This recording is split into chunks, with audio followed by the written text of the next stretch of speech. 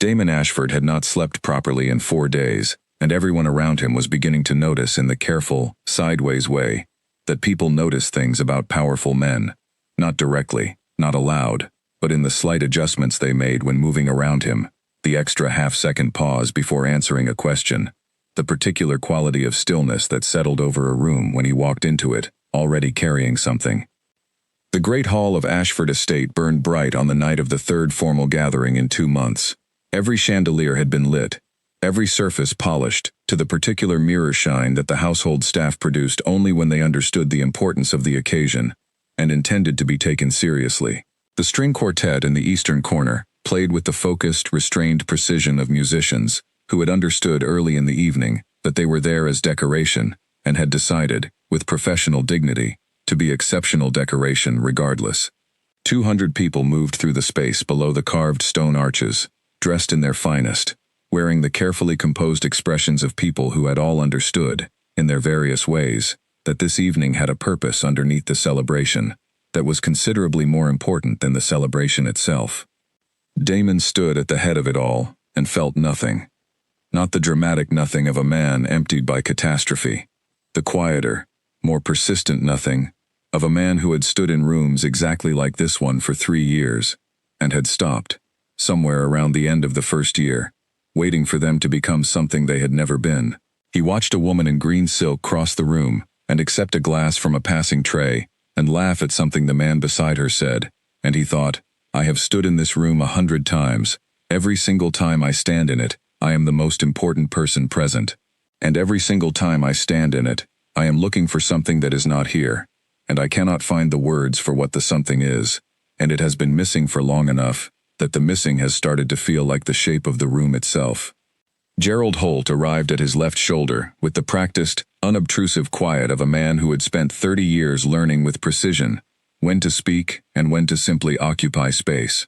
Gerald was 62 and silver-haired and lean, with the posture of someone who had decided long ago that good posture was the minimum courtesy you owed the rooms you inhabited, and with eyes that catalogued everything around them, without appearing to look at anything in particular. He had served Damon's father before Damon, and he understood the purpose of this particular evening more completely than almost anyone else in the room, because he had been one of the primary architects of it.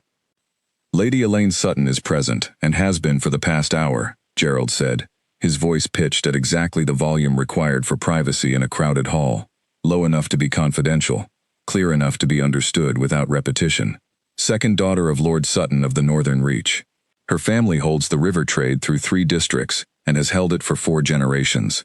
She is 26, educated at the Ford Academy, and I have been told, with considerable consistency from multiple independent sources, that she is both composed and genuinely interesting, in the specific sense of a person who has things to say that are worth hearing. Damon watched the string quartet for a moment before responding. What does genuinely interesting mean to the people who said it? Gerald permitted himself the smallest pause. Not discomfort exactly, but the slight adjustment of a man recalibrating his response on the fly. It means she does not speak only about the things she has been trained to speak about in situations like this one. That is a low ceiling, Damon said. It is the ceiling that most people work within, Gerald said, without particular judgment. I am reporting what I was told.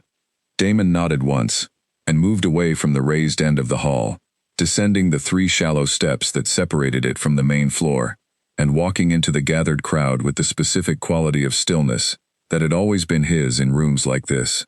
Not the stillness of someone who was afraid of the room, or intimidated by it, or unsure of their place within it. The stillness of someone who had mastered the room so completely that mastery and distance had, over time, become effectively the same thing, and no one who looked at him could have told you which one they were seeing. He accepted greetings from 3 territorial representatives, exchanged the correct number of sentences with the head of the Western Trade Consortium, said the right thing to the wife of the Eastern border lord who had made the journey, and allowed himself to be guided by an invisible current of social choreography, Gerald's choreography, very likely, arranged weeks in advance, toward the section of the room where Lady Elaine Sutton stood with her glass and her composed expression. She was poised. She was clearly and genuinely intelligent. He could see this not in anything she performed, but in the specific way she listened before she spoke, the slight forward quality of her attention, The way she asked the second question that followed from the answer, rather than the obvious first question she had planned in advance. She had a sense of humor that was dry and understated and worn easily, the way a person wore something they had developed rather than something they had been given. She was, by every external and observable measure, a remarkable woman. He spoke with her for 9 minutes and felt nothing at all. Not cruelty, not dismissal. He was not a man who undervalued what was in front of him, and he recognized her quality completely. She was exceptional, and he knew it, and it changed nothing. Recognizing the quality of another person and feeling something in response to their presence were two entirely different mechanisms, and his had not been working for 3 years. And standing across from Lady Elaine Sutton at a formal gathering in a bright hall with a string quartet in the corner did not touch it.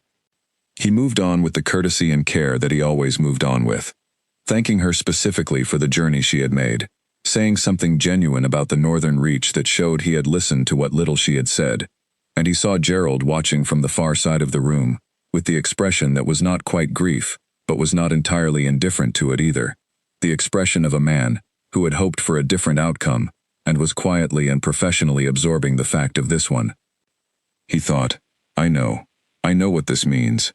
I know what every evening like this means for the stability of the estate, and the confidence of the territory lords, and the calculations of people like Connor Vale who had people present in the outer rooms tonight, watching for any signal that might be useful. He had known all of it before he walked in. He had known it for 3 years. It had not moved him an inch in any direction. The hall was warm, and the music was accomplished, and the evening continued with its own momentum, and Damon moved through all of it with the competence that he moved through everything, completely, appropriately, without a single visible crack in the surface. He had 9 minutes with Lady Elaine, and 7 with the head of the Ford trading family, and 12 with Diana Ford herself, who had made the journey from the Eastern Highlands, which was a considerable gesture, and who turned out, when they spoke, to be as brilliant as her reputation, and as completely uninterested in him as a person as he was in her. And they both understood this within 3 minutes, and used the remaining 9 to have a genuinely interesting conversation about Eastern trade routes that satisfied both of them more than the conversation they had both come to have, and parted on excellent terms, with no possibility of anything further, and no surprise at that fact on either side. He found the side corridor around 9:30, and stood at the tall window that looked north, and was grateful, for 30 seconds, for air that did not carry the particular weight of 200 people's carefully managed hopes. From the north window he could see the back quarter of the estate, the kitchen buildings, the storage rooms, the long low structure of the staff quarters with its scattered lit windows. He had looked at those windows before, on other evenings like this one, from this same window. There was something about them that he had never been able to fully name, something about what they represented, the ordinary business of ordinary evenings, people going about the modest and manageable work of their particular lives, not performing anything for anyone, not standing in large bright rooms looking for something they could not name. He was the most powerful alpha in 5 territories, and he was standing at a north window, envying the simplicity of lit windows in a staff block. The thought arrived plainly, and without drama. He considered it honestly for a moment, and then set it aside, because it was not useful, and he went back inside and spent the remaining hours of the evening doing what the evening required. By midnight the gathering was winding toward its end. He took the long route back toward his wing, through the north passage, past the service rooms where the sounds of cleanup were already beginning. He had walked this route before, on other evenings, because it was quieter than the main corridors, and quieter was something he consistently required by midnight at these occasions. He turned a corner and nearly collided with a cart stacked with empty serving trays. The person pushing it pulled back immediately and pressed against the wall with the automatic economy of movement of someone who had been managing tight corridors with large equipment for long enough that the response was entirely reflexive. He registered the whole picture in the way he registered most things, quickly, completely, without drawing attention to the fact that he was doing it. Dark hair pinned back without decoration, a plain uniform that fit her neatly rather than loosely, small hands on the cart's handle that had gripped and then stilled, not with fear, but with the specific, considered pause of someone who had learned through practice to assess a situation before reacting to it, and who was doing exactly that. "I apologize, sir. I did not hear you coming. I will move immediately." The voice was even. Not the manufactured evenness of performed calm. That variety always had a thinness at the edges, a quality of something being actively held down, rather than something that was simply naturally level. This was the voice of someone who was not alarmed by the situation, which was itself unusual, in a dim corridor at midnight, with him standing 4 feet away. Because most people who found themselves unexpectedly that close to him at midnight, in a dim corridor, produced at least some visible variation from their baseline state. He looked at her more carefully. Dark eyes that lifted to his for a fraction of a second, clear, direct, without a trace of performance or anxiety, and then returned to a neutral point just left of his shoulder. Correct protocol, correctly and cleanly observed, and yet something about the way she observed it was different from the way most people observed it. Most people's protocol had a visible effort inside it, a slight strain of maintaining the correct form. Hers had none. She simply did the right thing, in the way that a person did the right thing when it was genuinely their default, rather than a performance of their default, and the difference was legible to anyone paying close enough attention. "You do not need to move," he said. She processed this briefly, not with uncertainty about what the words meant, but with the quick, practical assessment of someone deciding whether the offer was genuine, before deciding whether to act on it. Then she simply waited, which was the most efficient decision available to her in the situation, and she had arrived at it without any visible machinery of decision-making. "What is your name?" he asked. "Lena, sir. Night shift. East wing." He nodded once. He stepped to the right of the cart. He continued down the corridor. He reached the end of it, and he stopped. He did not plan to stop. There was no clear intention behind it, no thought that preceded it. He simply stopped, and then turned, without knowing exactly what he was turning to look at. She had already returned to her work. The cart moved forward with the same quiet, purposeful efficiency it had been moving with when he came around the corner. She did not look back at him. She did not adjust her pace or her posture with the slight, involuntary self-consciousness that people displayed when they thought they might still be observed, the almost imperceptible change in how a person held themselves when they suspected an audience. She simply continued, the cart going where carts needed to go, the evening ending the way the evening needed to end, the work going forward on its own terms, entirely indifferent to who was standing at the end of the hall watching it. He stood there for longer than was obvious, looking at the corner she turned and disappeared around. Then he went to his enormous bed, with its painted ceiling of golden eagles and ivory clouds, and he lay in the dark, and the restlessness that had lived in his chest for 3 years was there as it always was, patient and persistent, waiting for him to find an answer he had not found. But something at its very edge, something in its geography that was almost too small to name, had shifted, changed position, pointed, very slightly, in a direction that was not no direction. He thought about a woman who had not trembled. He thought about eyes that had looked at him once, directly, without performance, and then looked away without performance either. He thought about the very specific quality of continuing your work without looking back at the most important man in 5 territories, as though that man were simply a factor in an evening that had its own requirements, and those requirements did not change, based on who happened to be standing at the far end of the hall. He pushed the thought away. It came back. He pushed it away a second time.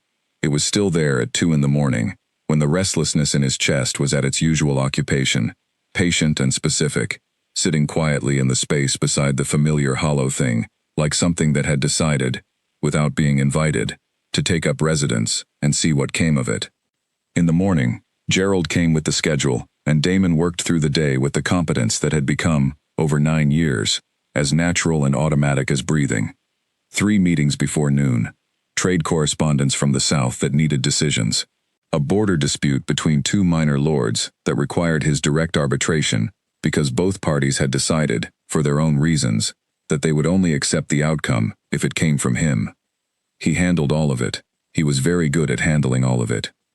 But twice during the day, without intention and without permission, his mind returned to the dim corridor and the low cart and the brief direct look that had lasted exactly as long as it needed to, and not a fraction longer. He thought about it in the way you thought about something small that had lodged itself in an unexpected place, and that you kept reaching for without quite meaning to, the way your tongue found a sore tooth. Not obsessively, just persistently. The thought was there when he looked for it, and there when he didn't. He had spent 3 years in rooms with remarkable women, 11, by his private count, that his counsel had brought forward with genuine effort and genuine hope. Not one of them had lodged in his thoughts past the courtesy required by the occasion. A woman with a cart of empty trays in a dim corridor at midnight had stayed through the night and was still present the following day, specific and warm in its particularity, sitting beside the restlessness like something that had chosen a position and intended to keep it. He couldn't explain it. He was going to think about it anyway. He was a patient man, and the thing was patient, and between them, something was beginning that he felt as clearly as he felt the beginning of any important thing, not with drama, but with the quiet, particular certainty of a direction, found after a long time of having no direction at all. He went to sleep that night with the restlessness still present, as it was always present. But at its very edge, for the first time in 3 years, something had turned. Small as a candle flame, just as specific, just as real. Lena Cade had a system for almost everything, and her system for falling asleep after a long shift was one she had refined over 6 years on the estate, until it worked with the quiet reliability of something that had been tested enough times to be trusted. She came in through the service passage. She changed out of her work uniform and hung it with the precision of someone who understood that a crumpled uniform was the beginning of a crumpled day. She made tea, if the hour was before 3, and skipped it if the hour was not, and she sat on the edge of her bed with a book open on her lap for 15 minutes. The book did not need to be interesting. It needed only to be present, something to hold and look at while her mind made the transition from the particular heightened alertness of the East Wing's night operation, where every sound and variable required assessment, to the different and more ordinary alertness of a person preparing for rest.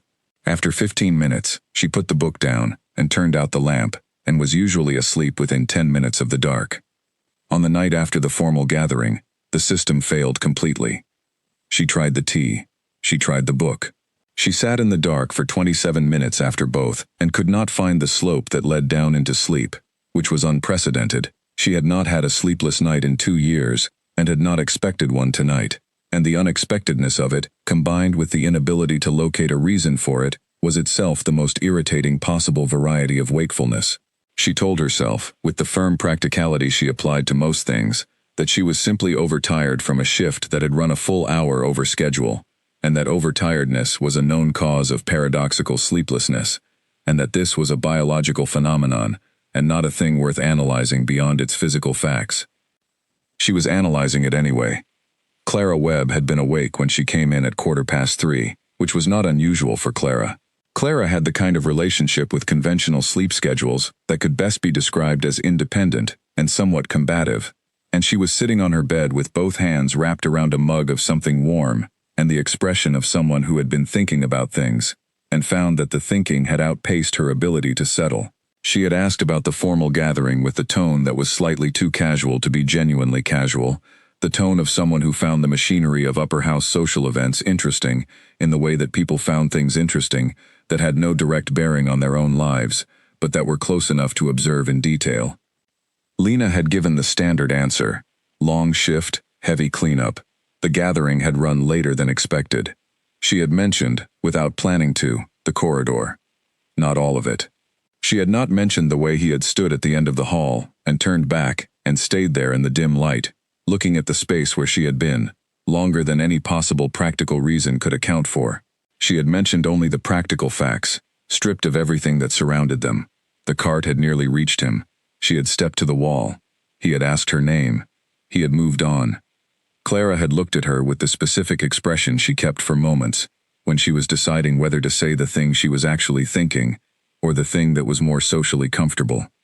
After a moment she had said, with studied neutrality, "What was he like?" "He was the king," Lena had said, with the tone that ended lines of inquiry clearly and without hostility, and Clara had read it accurately and let the subject rest. What Lena had not told Clara, and would not tell Clara, because telling Clara produced a week of carefully worded observation and gentle, well-intentioned concern that was more exhausting than the original problem, was that she had been thinking about the 30-second exchange for 2 hours before she came home, and was thinking about it now, in the way she tried very hard not to think about things that had no productive conclusion available to them. She lay in the dark and told herself, methodically and in order, what there was to think about. There was nothing to think about. A man in a corridor had asked a passing staff member her name.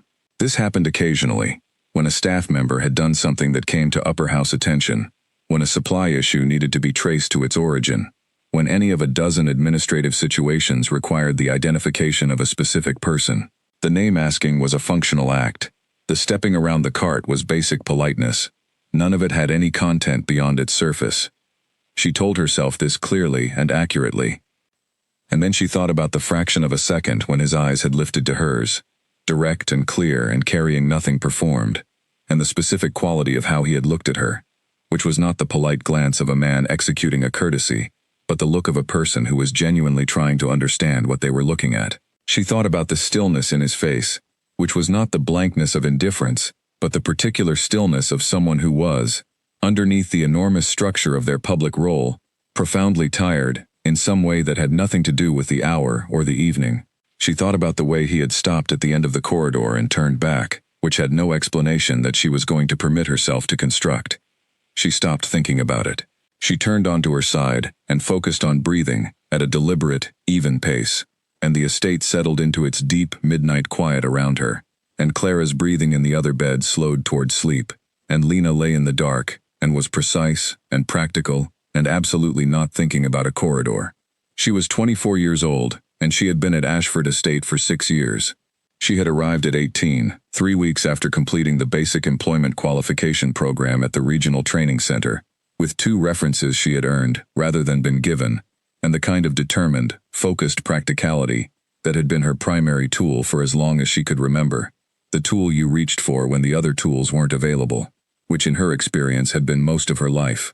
She had built something in 6 years at this estate, not a grand something, not a visible something, in the sense of the kinds of things that got noticed and named and talked about, a solid something, a competent something, a something that was genuinely hers, and that she had made from materials that were available to her, rather than the materials she might have chosen if materials had been a matter of choice. She was an omega. She had been aware of this fact since the first time she encountered the hierarchy's specific taxonomy for people, which had been early enough that she could not pinpoint a single moment of discovery. It had simply been there, the way things were there, when they had always been there, the way you became aware of a ceiling, not because you looked up constantly, but because it was simply always above you when you did. She had felt the ceiling acutely when she first came to the estate at 18, had felt the calibration of other people's expectations settle around her the way weather settled around a landscape, comprehensively, without particular malice, simply as a fact of the environment that was not required to ask her permission before arranging itself. She had spent her first 2 years being quietly and continuously furious about it, had spent the following 2 years learning that fury was a form of energy and that energy could be redirected, and had spent the 2 years after that constructing what turned out to be a fairly convincing proof that she was right about the redirection. She was not satisfied with where the hierarchy had placed her. She wanted to be clear in her own mind about this. It was not satisfaction. It was not acceptance in the sense of approval or agreement. It was the particular kind of clarity that a person arrived at when they had thought about a situation from every available angle and concluded that the most useful thing available was to work inside the structure while building the structures within the structure that made the external structure matter less to her daily life. She had been doing this for 6 years, and it had worked, in increments, in the slow and specific way that things worked when the work was real. Agnes Pryor, her supervisor, had trusted her judgment completely since the end of her 2nd year. Not formally, not with any ceremony or announcement, simply in the way that Agnes began deferring to Lena on East Wing operational questions with a consistency that communicated trust more completely than any speech could have. 3 department supervisors above her pay grade consulted her on East Wing matters that were technically above her clearance to advise on, because they had learned that her advice was reliable, and that reliable advice from a source who did not need credit for it was something worth preserving. She had been offered 2 promotions and had declined both, which she understood the staff talked about, and she understood the range of things they said about it, from admirably principled to foolishly proud. And she had made her peace with both ends of that range because the people who said admirably principled were right, and the people who said foolishly proud did not understand what she was doing, and there was no efficient way to explain it to them. What she minded, quietly, consistently, without making it anyone else's problem, was the way that her rank was always the first thing people reached for when they tried to understand her. The specific shorthand of it, the way a single designation was used, as though it constituted a complete description of a person, a full accounting of their value and capacity, and the ceiling that was reasonable to expect of them. She was an omega, and that was a fact about her in the same category as her height or her hair color. A fact of her physical reality in this world's particular taxonomy. It was not a complete description. It was not an accounting of anything. It was a label applied by a system that she had not designed and had not agreed to, and it sat on her like a garment that did not fit, and she had learned to wear it without stumbling, because stumbling was not useful, but she had never learned to feel that it fit. This was not bitterness. She was precise about this in her own mind, because the distinction mattered. Bitterness was a condition that distorted the view of the person experiencing it, caused them to see the world through the lens of what had been denied to them, rather than the lens of what was actually in front of them. She was not bitter. She was clear-eyed, which was a different thing. It meant she could see the structure clearly and assess it accurately and work within it intelligently, without pretending it was something other than what it was. She was very good at being clear-eyed. She had been practicing it for a long time. Clara's breathing had fully settled into the slow, steady rhythm of sleep. Outside, the estate was in its genuine midnight quiet, the quiet that made the stone walls feel like simply stone and wood, rather than a complex political environment with its own laws and hierarchies and calculations. Lena lay in the dark and was clear-eyed and practical, and absolutely not thinking about a corridor. And then she thought about the corridor for approximately 10 more minutes, before her body finally concluded that the thinking was not going to resolve itself tonight, and that sleep was the more efficient option. She went to sleep. She woke at 9, made tea, read 2 chapters of a book she had been working through slowly, and was halfway into the 3rd when Agnes Pryor knocked on the door of the common room at 10, and said that the kitchen supply count needed the East Wing numbers by 11. Lena had the count done by 10:40, and delivered in person. Clara appeared at noon, with fresh intelligence gathered through the estate's informal network. Philip in the kitchen, who had spoken to his counterpart in the upper house service, between them assembling a fairly complete picture of the previous evening's events. The king had spoken to every introduced candidate for less than 10 minutes each. Gerald Holt had been visibly managing his composure by 9 in the evening, and less successfully managing it by 11. The Sutton family representative had remained until 1 in the morning waiting for a signal that did not arrive, and had eventually left, in Philip's assessment, looking like a man who understood the signal was not coming, and was deciding what to do about that understanding. Connor Vale had 3 people there, Clara said. In the outer reception room, not the main hall. Philip says they were there the whole evening. Lena put her tea down. What were they watching for? Anything that constituted a direction, Clara said. A conclusion. Some indication of where the king's attention was going and what it meant for the estate's future. She paused.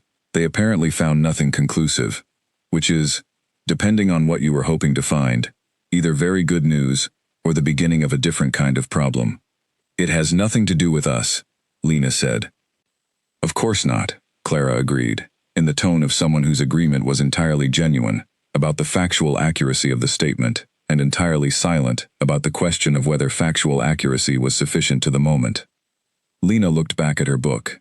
She did not think about the corridor again that day, except once in the early afternoon when she was walking the supply route and passed the junction that led to the North Passage, and her eyes went without her permission to the point in the corridor visible from the junction, the point where, at midnight the previous evening, a cart had stood and a pair of clear eyes had found hers for exactly 1 fraction of 1 second. She continued walking. She was very good at continuing to walk. She had been practicing it for most of her life, and she was not going to stop now because of 30 seconds in a dim corridor, with a man who had almost certainly, by this point in the following afternoon, entirely forgotten that the exchange had occurred. She worked her shift that evening with her usual efficiency, managed a minor supply routing problem that would have escalated if she had left it until morning, filed the corrected log with Agnes at 10:30, and completed her round at 3:15. She changed out of her uniform and made her tea, and sat with her book for 15 minutes. She was asleep in 9. And in the morning she woke and made her tea and went to work and did her job, and the East Wing ran the way it ran when she was managing it, smoothly, with the particular smoothness of an operation where the small problems were caught and addressed before they became medium problems, because the person managing it knew the operation well enough to see the small problems coming and moved on them before they arrived. She was good at this life. She had built it on purpose. She was going to keep it. She was going to stop thinking about the corridor. She was, by the end of the week, approximately 80% successful at this, which she told herself was adequate and which she understood, in the honest part of her mind, that she did not spend a great deal of time in, because it was not a comfortable part, was slightly less than adequate, and that the 20% was not going anywhere on its own, and that the most useful thing she could do about it was to simply continue working and let time address the remainder. Time addressed everything eventually. She had found this to be reliable. She went to work. She was good at her work. The East Wing ran. And somewhere in the upper house, a man who had not slept properly in 4 days went through his schedule and his meetings and his decisions, and twice during the day, without intention, thought about a dim corridor and a clear direct look and a woman who had continued her work without looking back. Neither of them knew what was starting. One of them felt the start of it, faint and specific, in the quiet, at the edge of 3 years of nothing. Small as a direction found, large as everything that came after. There were things that Lena had learned to notice in the 6 years she had managed the East Wing's night operation.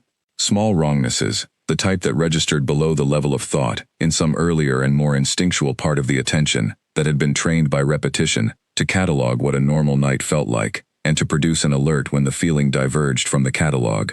A supply cart that moved differently because something had shifted in its load. A door that sat at a slightly wrong angle because the frame had swollen in damp weather and needed adjustment. The particular sound that old pipes made when they were being asked to do something outside their usual range. She noticed the smell at 11:08. She was in the East Wing storage room, completing the final inventory of the night, working through the third shelf with the clipboard, and the quiet, methodical focus of someone who had done this enough times that the focus was fully available, rather than partially occupied by the management of the task itself. The smell arrived before she could name it. Faint, wrong, sitting under the ordinary smell of the storage room, in the way that something out of place sat under the ordinary order of a familiar space. Something chemical. Something that did not belong. She put the clipboard down and went into the corridor immediately, because the kind of wrongness that she could smell but not locate was not the kind of wrongness that benefited from deliberation. 3 kitchen staff members were clustered at the corridor junction, wearing the expressions of people who had understood something frightening and were in the active process of deciding what to do about the understanding. Graham, who ran the morning supply line, and who Lena had always found to be a reliable person in ambiguous situations, turned toward her the moment she appeared. "The water," he said. "The preparation batch for the upper wing service. We have had 2 people sick from the evening kitchen team within the past 40 minutes, and Agnes has been to the preparation room, and she is not. She thinks the distribution line." Lena moved past him without stopping to ask additional questions, because there were no additional questions that would be more useful than seeing it herself, and the distance to the preparation room was 40 seconds. She covered it in 35, pushed through the door, and the smell hit her fully. Faint but completely specific now that she was in the room with the source of it. Something chemical sitting underneath the ordinary smell of clean water, in a way that required no expert knowledge to register as wrong. It was the kind of wrong that the body recognized before the mind, and her body had recognized it before she was fully through the door. Agnes Pryor was already at the central supply tank with a cloth pressed to the lower half of her face. Agnes in a crisis went still first. It was her particular variety of competence, the kind that assessed before it moved, and she had the controlled stillness of someone who had assessed and was now on the other side of the assessment, waiting for the next correct action to present itself. "Close the entire upper wing distribution line," Lena said, without preamble, because preamble was not what the situation required. "Every connection, every tap, every secondary feed. Do not let anyone in the upper house or the East Wing access water from this system until someone with the appropriate knowledge has examined the source and told you it is safe." Agnes looked at her with the look she reserved for correct instructions she had not yet generated herself. "Who would that be? Who has the knowledge?" "Philip. He has the records of which staff hold scientific qualifications from their pre-estate education. He is the fastest route to that information. Send someone for him now and tell them to run." Agnes dispatched Graham immediately. Lena turned to the remaining 2 kitchen staff members and asked them both, in sequence, to tell her exactly what they had seen and when. Their accounts were consistent. The 2 ill staff members had consumed water from the upper wing preparation batch at different points in the service hour, and had both been sick within 20 minutes of consumption. The symptoms, as the 2 witnesses described them, were consistent with a fast-acting sedative compound rather than anything more serious. Disorientation, heaviness, the specific kind of involuntary sleepiness that was the body being overridden rather than the body failing. Not dangerous, she thought, but significant. Intentional. She did the arithmetic quickly. It was now 11:15. The upper wing private service had run until approximately 10:15. An hour's gap, at minimum, between the point of consumption and the point of detection. If the compound had been introduced to the distribution line before the service began, then everything distributed through that line in the past 2 to 3 hours might be contaminated. The upper wing private service included the king's quarters directly. She spent the next 40 minutes doing several things simultaneously, which was a condition she was accustomed to, and which she had always found, if she was being honest, somewhat clarifying. The way that very full attention produced a kind of focus that ordinary attention did not. She traced the supply line back through 3 junctions to identify the most likely point of introduction, using the information the kitchen staff provided about the timing of the illness to work backward through the system. She directed the partial shutdown of the East Wing water system in a sequence that preserved the clean northern supply, while isolating the contaminated upper wing feed. She rerouted 2 staff assignments that depended on access to areas now being sealed under the rapidly developing security response, finding alternative routes and alternative supply points for both, without losing the coverage of either. She kept a running mental log of every decision she made and every person she spoke to, and the time at which each thing happened, because she had learned early in her career that in situations that were going to produce official inquiries, and this was certainly going to produce official inquiries, the person who could provide a clear, sequential account of what they had decided and why, was the person whose account shaped the eventual record. Security staff came through in pairs. Senior advisors were being woken. Philip arrived at 11:40 and confirmed within 5 minutes what Lena had already suspected about the compound. Sedative class. Fast-acting. The type that produced serious incapacitation, in sufficient doses but not, in ordinary quantities, permanent harm. He identified the most likely introduction point as consistent with her own assessment, which she noted without satisfaction, because the situation did not call for satisfaction. The physician from the village 2 miles east was sent for. The estate was managing its crisis the way large, complex organizations managed sudden crises, with significant energy and variable direction, multiple people working hard from multiple positions without a fully clear central coordination point. She had become, without being designated, one of the coordination points, because she was in the corridor when things were happening, and she had information, and she knew what to do with information, and she did it. She was in the middle of rerouting the 3rd staff reassignment, standing in an alcove beside the north passage with a routing sheet and the specific concentration of someone solving a logistical problem in real time, when she heard the footsteps. She heard them before she saw him, and she registered the wrongness before she saw him, because the footsteps had a quality to them that was not right. The weight was correct, the specific heaviness of a large person with a long stride, but the rhythm was off, carrying the deliberate, careful quality of a person managing their own movement from a slight distance, the way that walking felt when you were working hard to make walking look normal. She came out of the alcove. He was approximately 20 feet away, in the north corridor, moving in her direction. The wrongness was fully visible now in the low corridor light, his hand against the wall, not casually, not the gesture of a man pausing to consider something, but the specific contact of a person using the wall as a structural support, as a reference point that told the body where it was in space. His head was slightly forward, his attention turned inward, on the demanding work of maintaining basic orientation, the particular, composed stillness that defined him in every ordinary context, the stillness that she had noticed and stored and told herself she was not thinking about for 2 weeks, was entirely gone, replaced by the effortful focus of a person navigating their own body from further away than they were accustomed to. He had received the upper wing private service. He had been given water from the contaminated line. The compound was working on him. She understood all of this in the space of a breath, and she moved toward him in the same breath, because there was a man in a corridor who needed immediate practical assistance, and she was the person who was closest and available, and that was the entire and sufficient reason. "Sir," she kept her voice at a controlled, even level, not sharp enough to alarm, not so soft that it failed to carry. "I need you to hear me, and to follow my voice. You are in the north corridor of the east wing. There has been a problem with the upper wing water supply tonight. I believe you have been given water from a compromised distribution line, and that a sedative compound is currently affecting you." He stopped. The process of stopping was deliberate. He arrived at stillness with intention, step by step, the way a large ship reduced its speed. He turned his head toward her voice, and his eyes found her with visible effort, the focus assembling itself slowly, the way focus assembled when the systems normally devoted to it were operating under constraint. She held his gaze and waited, and let him complete the process, at the pace the process required. "I can hear you," he said. The words came with the careful, specific spacing of a person who was deciding the placement of each one before releasing it. "I am managing." "You are managing well," she said, which was true, and also the most useful thing to say.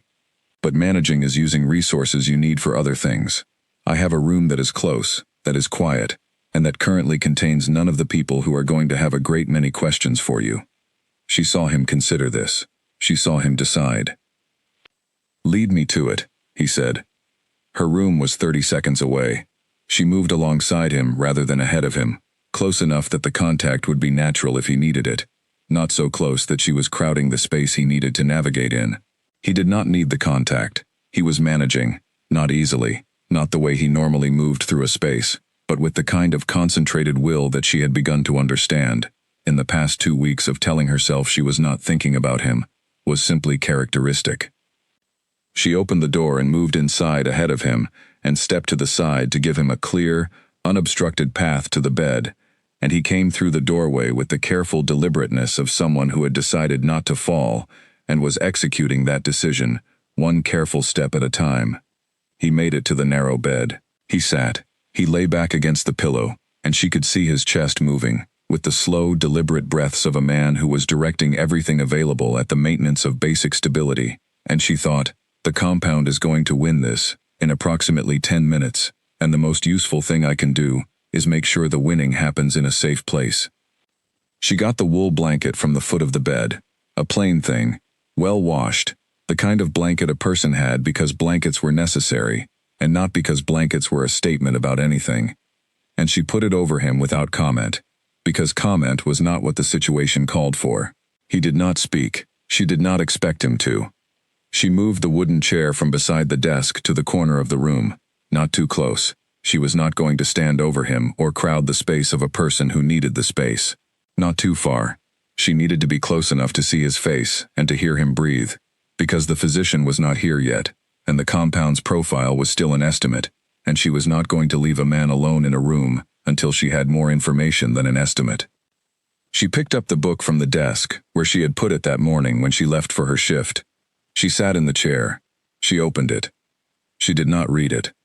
She monitored his breathing with the practiced, quiet attention of someone who had learned that the most useful thing you could do in a situation where action was not immediately available was to observe with full accuracy and wait for the observation to tell you when action was required. His breathing in the first 10 minutes was effortful, not labored in the way that indicated acute distress, but carrying the quality of breath that was doing more work than usual, the body's systems managing against an external intrusion.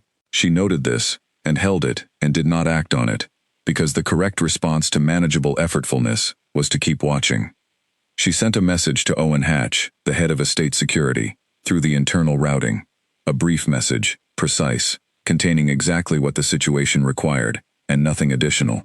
It said that the king was in a secure location in the East Wing, and was safe, and that the search being conducted should be suspended, and that further information would be available in the morning, when the situation could be properly reported. She gave no location. The location was not Owen's to have tonight. Owen sent back a single word. She read it and set the message aside. Outside the room, the estate continued its managed crisis. She could hear it in the specific way that sound carried through the staff block's walls, not clearly, not the individual words or decisions, but the general quality of a large organization doing several urgent things at once. Footsteps with purpose, voices kept deliberately below their natural volume. A door, somewhere in the main house, closing with more force than necessary, the specific sound of someone's tension expressing itself through the nearest available physical object. In her room, there was only his breathing, and the slow lamplight on the plain walls, and the sound of pages that were not being turned. He was asleep before midnight, fully, genuinely asleep. Not the shallow, effortful sleep of a body that had been pushed down into rest, but the deep, surrendered sleep of a body that had finally found it. The breathing changed its quality entirely, slower, more even, carrying the particular restful regularity that the body produced when it had stopped working and had simply given itself over to what it needed. She listened to it change, and held the change in her attention for 20 minutes, before she reclassified his status, from monitored with concern, to resting safely, and allowed herself to lean back in the wooden chair, and let the alertness drop 1 degree. She did not sleep herself. She had decided she would not sleep, because the physician had not yet arrived, and the compound's profile was still based on estimates, and the difference between a safe depth of sleep and an unsafe one was a distinction she was not going to make at a distance. She sat in the wooden chair in the corner of her own small room, in the lamp's low light, holding a book she was not reading, and outside the estate moved through its midnight and toward the early hours of its morning, and the pressed flower above the desk caught the lamplight, and the shoes under the bed sat in their precise, side-by-side arrangement, and the man in the narrow bed slept with a completeness and a depth that she recognized, even through all the practical and clinical filters she was applying to the situation, as the sleep of a person who had not found it in a long time, and whose body was making up for the loss with the focused thoroughness of something that had been waiting. She turned pages at intervals, she monitored breathing. She held the quiet of the room with the steady, patient attention that the room required, and the night passed around her, and the estate settled eventually into the particular silence of the very early morning hours, and she sat in the wooden chair, and kept watch, until the thin line of pale winter light began to show at the bottom of the narrow window, and the morning announced, without ceremony, that it had arrived. He became aware of the ceiling first. Low and plain and close, off-white, no decoration, with a water stain in the upper left corner that had dried into a shape vaguely suggestive of a reaching hand, or possibly the coastline of somewhere that had no name on any map he had ever seen. He looked at it for a moment without moving, letting the fact of the ceiling tell him everything the ceiling could tell him, that he was not in his own room, that the room he was in was small and plain, and not designed to impress anyone who saw it, and that this was, for reasons he could not yet fully access, deeply all right. The smell of the room reached him next. Lavender soap, clean and faint. Not perfume lavender, but the working lavender of something used for actual washing. Old paper. Books, somewhere nearby. More than one. The specific wood smell of furniture that had been cleaned and maintained with care for long enough, that the cleaning had become part of the wood's own character. Nothing expensive. Nothing designed to communicate wealth or status, or the taste of someone who wanted to be credited for their taste. A room that existed for the purpose of being inhabited, and which had been inhabited with a quality of personal attention that made it feel more occupied than its size would have suggested. He turned his head.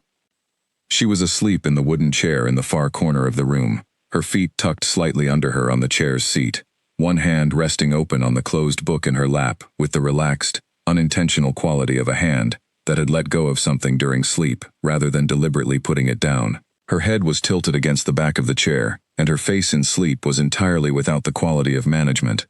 Not blank, not diminished, not stripped of personality the way some faces were stripped by sleep. Simply present. The way a face was present when there was nothing it needed to present to anyone, no performance to maintain, no particular impression to create. He had seen a great many people's faces in sleep over the course of his life, and most of them looked like less of themselves. The personality receding, the specific particularity of the person fading into the generic.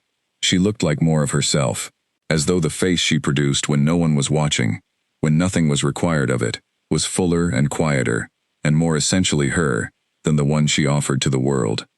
He lay still, and looked at her breathing for a moment, that lasted longer than he was prepared for it to last. She stirred. The transition from sleep to waking was immediate and complete, not the gradual emergence of most people rising from sleep, the slow reassembly of awareness from the bottom up, but a single, clean movement, eyes opening and focus arriving in the same instant, with the alert, fully assembled quality of someone who slept lightly, by long habit or long necessity.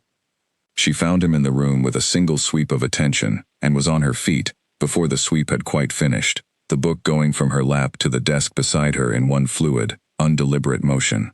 "You're awake," she said. "How do you feel?" "Better," he said. Then, more accurately, "different, better than before."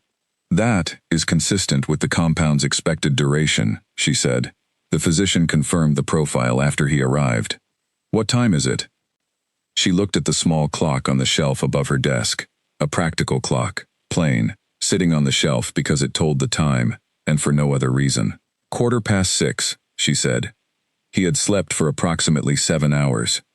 He turned this fact over in his mind, with the careful, specific attention of someone examining something unfamiliar. He had not slept 7 consecutive hours since. He tried to locate the last time in memory, going back through the months, and found that he genuinely could not place it. The specific fact of 7 hours of uninterrupted sleep had become, at some point in the past few years, something that happened to other people. He sat up slowly, taking inventory of his body the way you did after an illness, checking what had been taken and what had been left. Less than he had expected had been taken. The lightheadedness of the early portion of the night was gone. The strange distance from his own body was gone.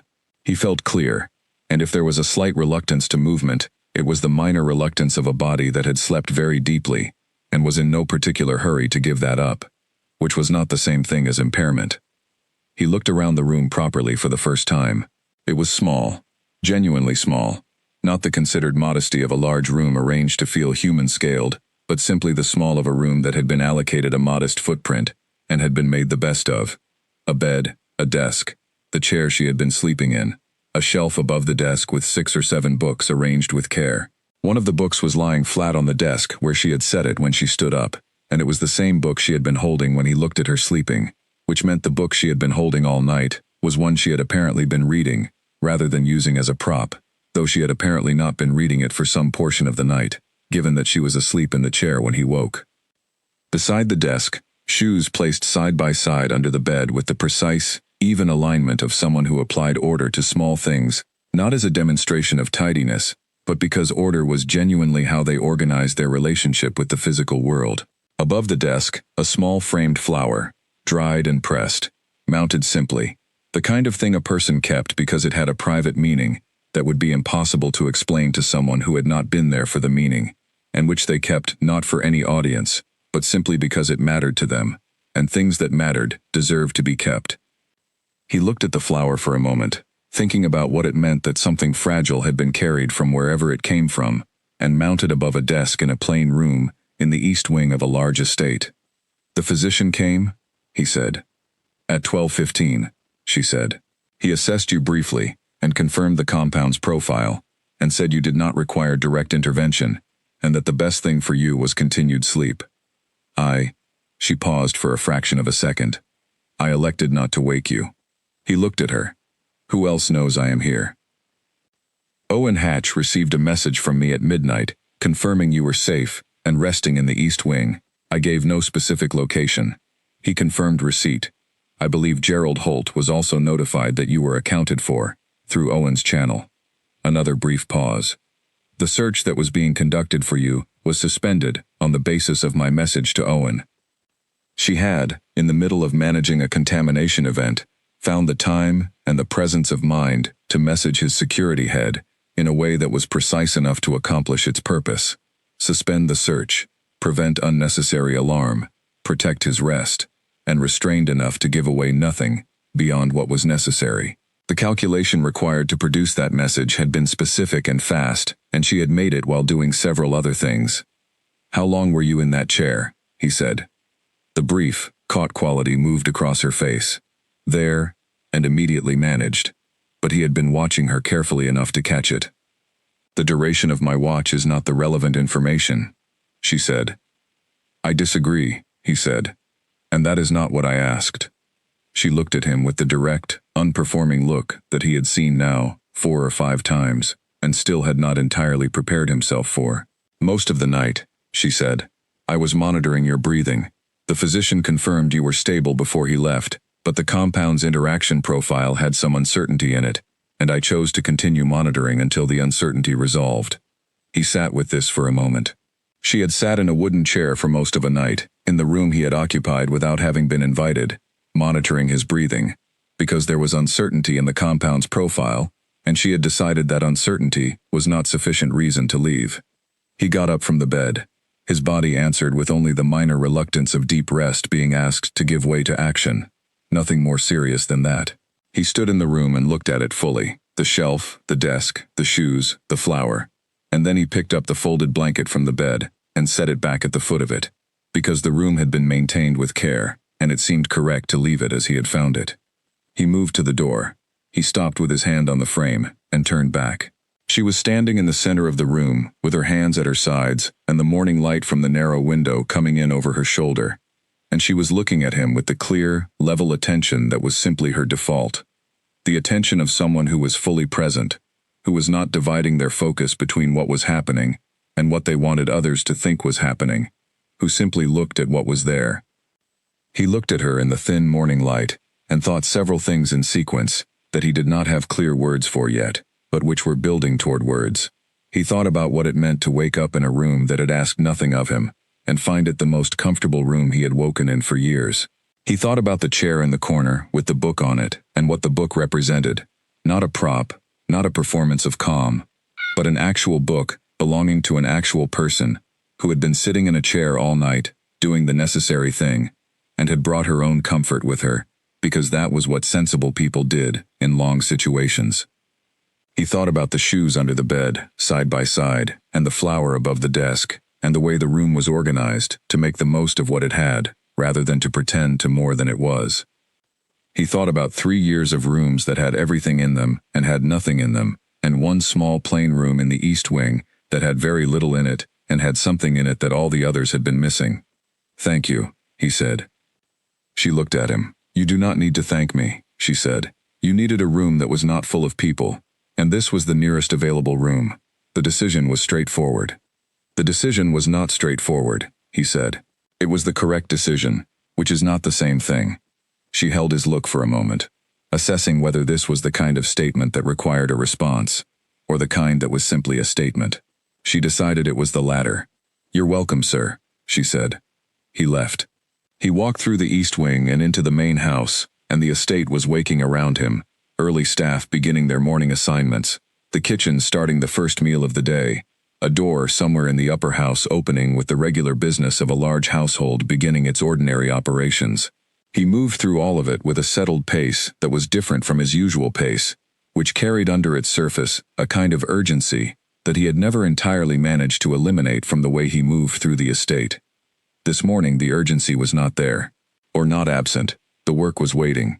The territory was waiting. The day required everything it always required, but underneath the waiting, something was present that had not been present for a long time, and the something changed the quality of the waiting in a way he could not have explained in simple terms. Gerald was at the junction of the North Corridor and the main wing, with the expression of a man who had spent several hours being genuinely concerned and was managing the transition from concern to professional composure with more difficulty than he usually had with such transitions. "The security team has been looking for you since midnight," Gerald said. "I was safe and resting in the East Wing," Damon said. "Owen had confirmation. Full report at 8. Gerald looked at him with the careful, reading eyes of a man who had served this family for 30 years and who was noticing, in Damon's face this morning, something that had not been there yesterday and could not immediately be placed into a category. He said, "Are you all right, sir?" Damon considered the question honestly, which was slightly unusual because he normally processed Gerald's courtesy questions as courtesy and moved past them without particular engagement. "Yes," he said. "I am." He went to his room. He stood at the window and looked out at the north view, the staff block, the early morning lights in a few of the windows, the stone walls and the storage buildings, and the kitchen buildings going about their first operations. All of it exactly the same as it had always been. Something in him looking at it was not the same. He thought about a pressed flower above a desk. He thought about a chair positioned at exactly the right distance. He thought about a voice that had said, "The duration of my watch is not the relevant information with the particular quality of a person deflecting a question while answering it."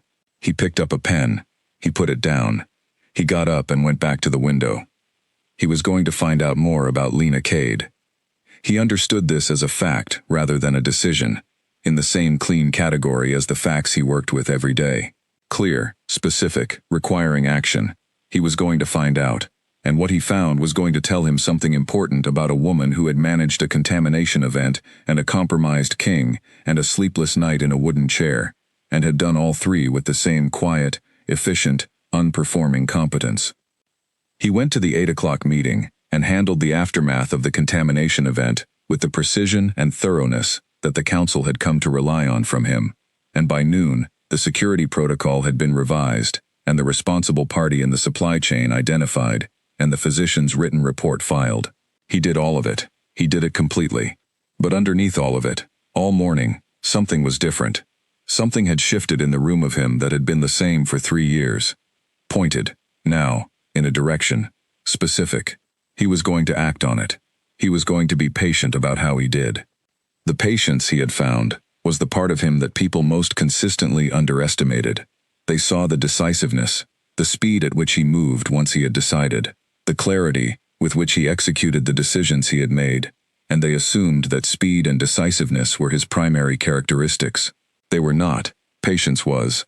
The ability to hold a question without rushing it to an answer, to let the correct shape of a situation reveal itself, rather than forcing it into a shape that was convenient, or comfortable, or easy to explain.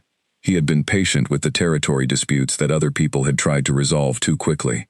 He had been patient with the council's recurring desire to make simple narratives out of complex situations. He had been patient with 3 years of formal gatherings and suitable candidates, and the hollow, persistent wrongness of every answer that the obvious process had produced. He was going to be patient with this. He was also going to be honest with himself about the fact that patient had a different character now than it had had when the restlessness in his chest had been simply the shapeless hunger of something missing without a direction. Patient had a direction now. Patient had a specific, named target, and a clear understanding of what it was working toward. That was a different kind of patience entirely. He went to work. He did the work that needed doing. He was, as always, very good at it. And underneath all of it, all morning, something was simply, specifically present that had not been present yesterday. Gerald brought the East Wing personnel files 2 days after the contamination event, as part of the post-incident security review. He set them on Damon's desk with a brief and neutral verbal summary, and left with the expression of a man who had not been asked to have an opinion about the reason for the request, and had elected not to form one publicly. Damon read Lena's file in his study, with the door closed. He had read hundreds of personnel files over 9 years.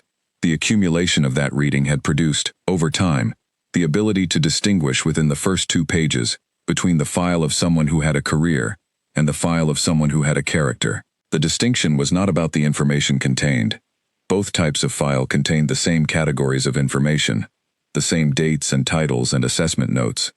It was about what the information added up to when you stepped back from the individual entries and looked at the shape they made together. Most files added up to a career, a person moving through their professional life with the standard rhythm of compliance and progression, the record of a person doing what was required, and occasionally a bit more, the accumulation of entries that documented a working existence without revealing much about the existence underneath it. Her file was different from the first entry.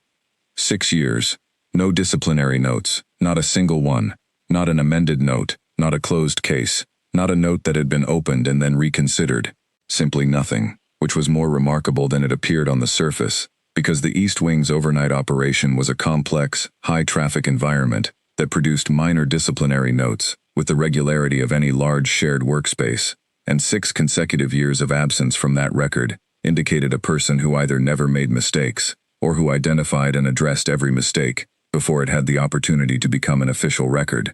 He had read Agnes Pryor's assessment of Lena's judgment early in the file, and knew which of those 2 explanations was correct. Agnes Pryor had commended her 3 times in 6 years. He pulled up Agnes's commendation rate across all estate staff. Gerald maintained this data, as Gerald maintained all data that might conceivably be relevant at some future point.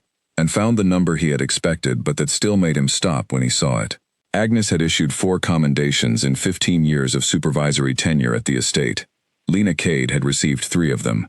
The 4th had gone to a kitchen worker, who had identified and contained a fire before it reached the main building. He read the commendation notes twice each. The first, written when Lena was in her 2nd year, staff member identified and independently resolved a chronic variance in the East Wing supply chain that had been generating a 12% budget loss in the quarterly cleaning allocation for 9 consecutive months. No additional resources were requested or deployed. Resolution was implemented without escalation to supervisory level. Note: staff member had been employed here for 14 months when this problem was resolved. The problem had been present for 9 months before her arrival. He sat with that last sentence for a moment. The second commendation, written at the start of Lena's 4th year. Staff member managed a partial flooding event in the East Wing lower corridor independently, making the correct sequence of containment decisions without supervisory guidance from the point of discovery through the acute phase. The damage was contained before it reached the primary storage rooms. Estimated savings in restoration costs, significant. Note: the initial response was faster and more correct than the response delivered by the previous East Wing supervisor during a comparable event 4 years ago.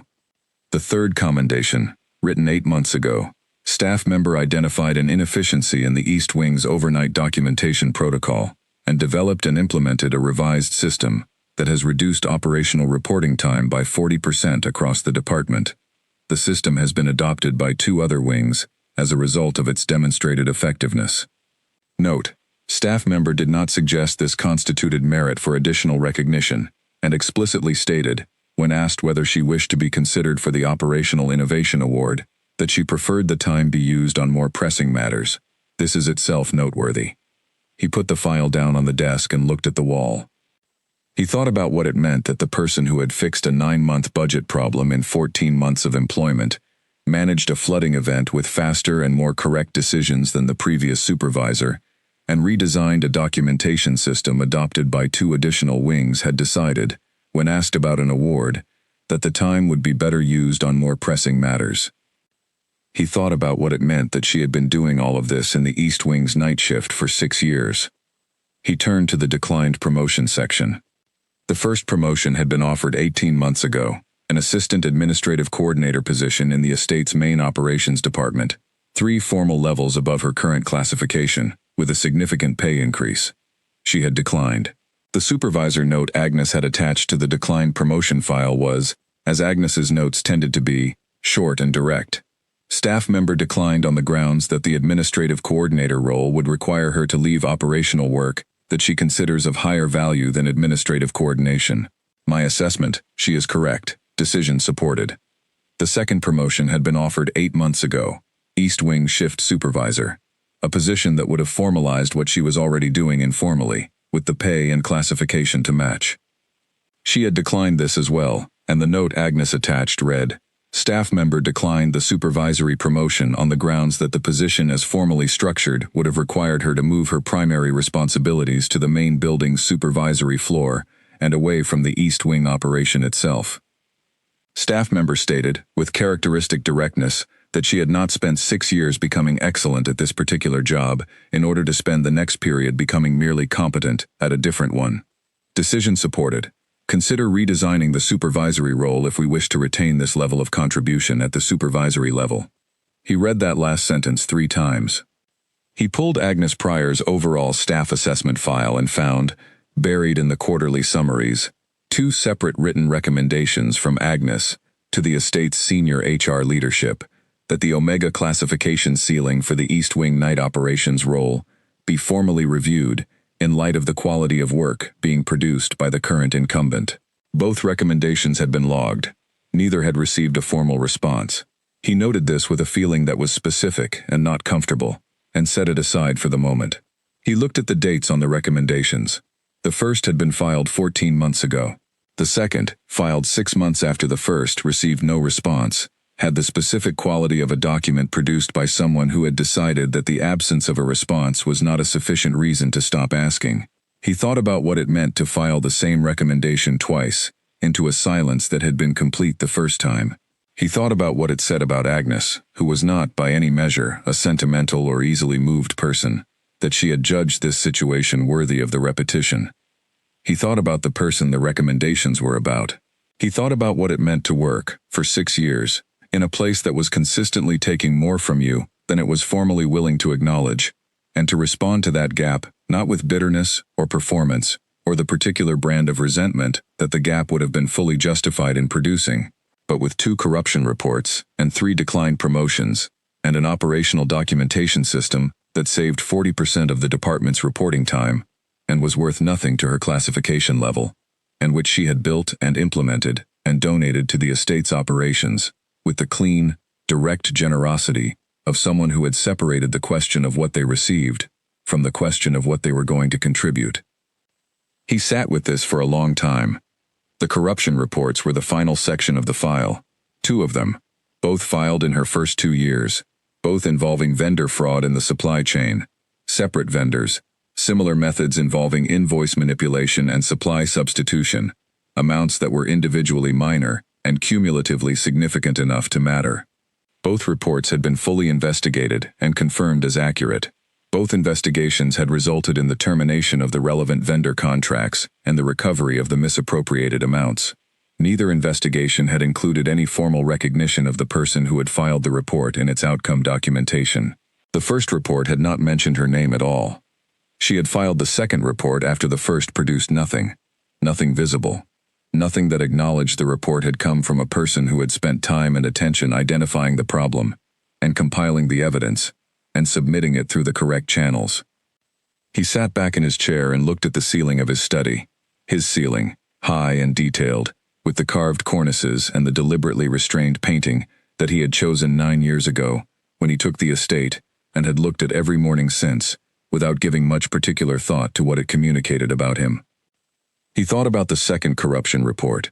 He thought about the specific act of filing it, knowing that the first one had produced no acknowledgement, no benefit, no recognition of any kind for the person who filed it.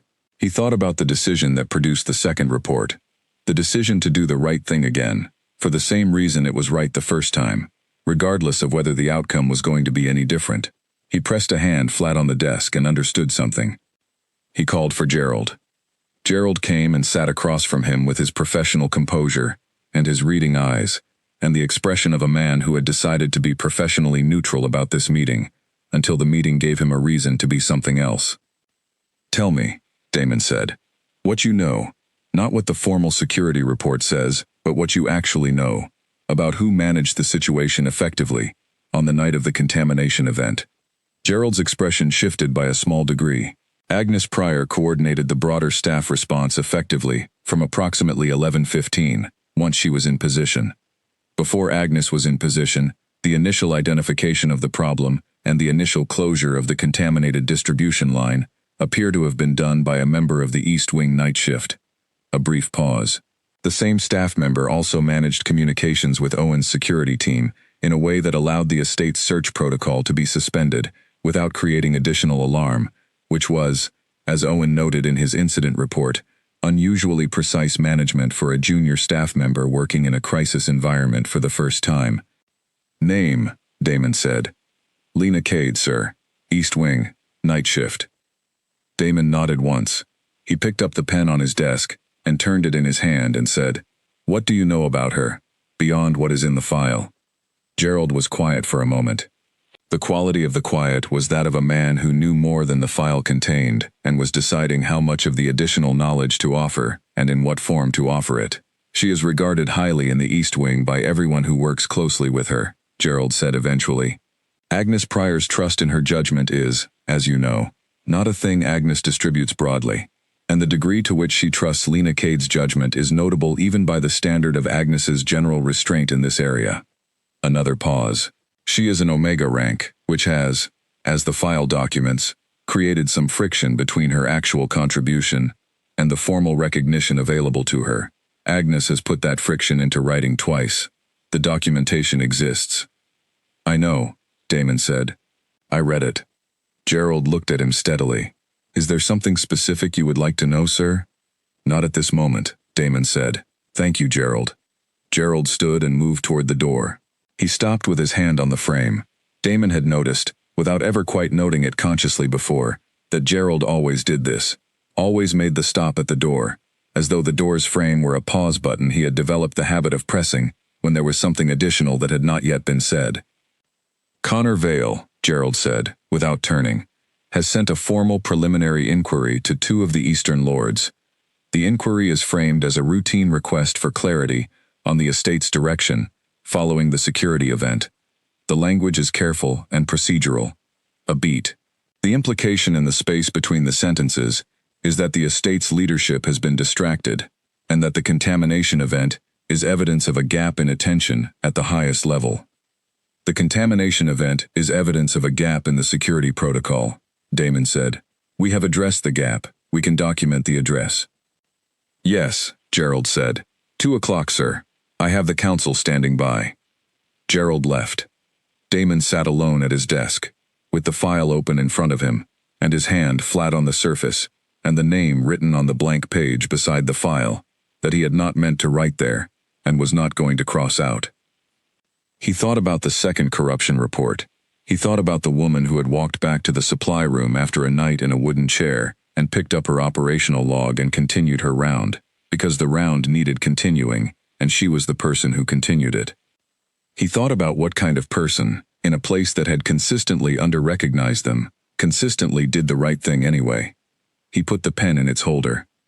He went to the 2 o'clock meeting and addressed Connor Vale's preliminary inquiry with the precision and calm that 9 years had made automatic, and he answered every question the council had about the contamination event, and the security response, and the revisions that were being implemented, and the council watched him with the attentive respect of people who found his composure reassuring, and who were not currently seeing everything that was happening underneath it.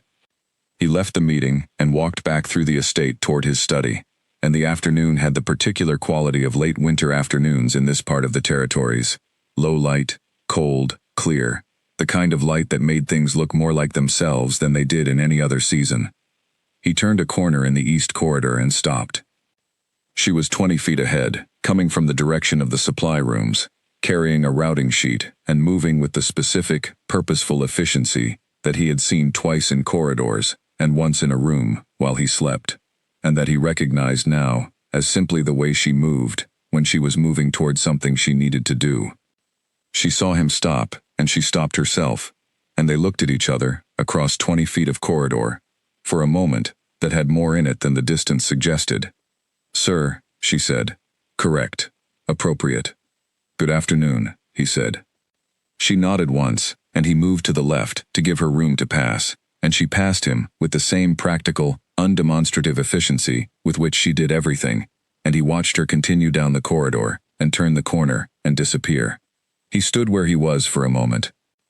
Then he went back to his study and sat at his desk and thought, with the full, clear attention he brought to things that mattered, about what he was going to do next and how he was going to do it, in a way that was honest and careful, and did not put pressure on a person who had every reason to be cautious about pressure from the direction of his position. He was going to be patient. He was not going to be slow. There was a difference, and he intended to find it. The changes came in increments small enough that most people would not have caught them. Lena caught all of them. This was not unusual. She had spent 6 years developing the habit of catching small changes in the estate's operational environment, because small changes in a large organization were frequently the advance notice of larger changes, and the difference between addressing a problem at its origin and addressing it at full development was, in her experience, almost always the difference between a solution that cost an hour and a solution that cost a week. She had refined this attention until it was genuinely automatic, running in the background of her working attention, the way a skilled musician's ear ran in the background of a performance, catching the note that was slightly off pitch without requiring the conscious mind to stop and listen. The first change arrived on a Monday, 6 days after the contamination event. She was comparing her shift assignment sheet to the previous week's, a routine check she did every Monday morning, because assignment sheets occasionally contained errors introduced during the weekend handover, and she noticed that the supply route had changed. Specifically, the portion of the route that occasionally took her through the sections of the north wing, adjacent to the upper house service areas, had been removed from her regular rotation and replaced with a more direct path through the Central East Corridor. It was not a dramatic change. It was the kind of change that a person not paying attention to their own assignment history would not have noticed for several weeks, if at all. She noticed it on Monday. She had not requested the change. Agnes had not mentioned it. She checked with Graham, who managed the morning routing, and he said the change had come through on a standard assignment update, and that the update had come from further up the administrative chain than his level. His words, careful and neutral, suggesting that he knew more than he was saying, or knew enough to know he should not say more than he was saying. She filed this information in the part of her mind she kept for things she was not going to act on immediately, and went back to her work. The second change arrived at the beginning of the following week. Her corridor assignment began to include the North Passage with more regularity than it had before. Specifically, the portion of the North Passage that connected to the better stocked of the two available supply rooms, the one that was technically accessible to East Wing staff, but had always been slightly inconvenient to reach under the previous routing. The inconvenience was now removed. She had access to the better supply room on every circuit, without the 3-minute detour that had previously been required. This was, practically speaking, a useful improvement. It would save her approximately 15 minutes per shift, and give her access to the higher quality cleaning materials that the better supply room stocked. She used the access. She noted the change and its origin. Same answer from Graham, same careful neutrality about the chain of command involved, and filed it alongside the previous change in the same part of her mind. The third change was the quarterly review. Agnes came to her office door on the Thursday of the second week after the contamination event. Not at her desk as usual for these conversations, but in the doorway of the East Wing supervisor's room, standing rather than sitting, which was Agnes's version of formality, and said that the East Wing's quarterly performance review was going to be submitted as a formal written report this quarter, instead of the usual brief, conversational assessment session.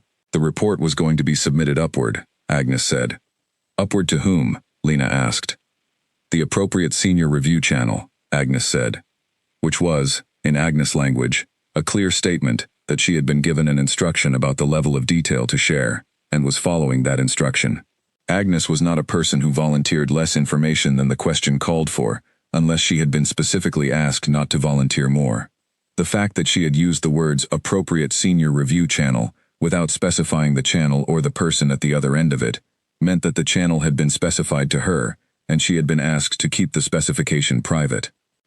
Lena looked at Agnes's face for a moment, the composed, professionally neutral face of a woman who was used to keeping things she had been asked to keep, and who was doing so now without apparent discomfort, which was itself information about how long Agnes had known about whatever this was. Thank you, Agnes, she said. I'll have the report materials ready by Friday. Thursday would be better, Agnes said. Thursday then. Agnes left.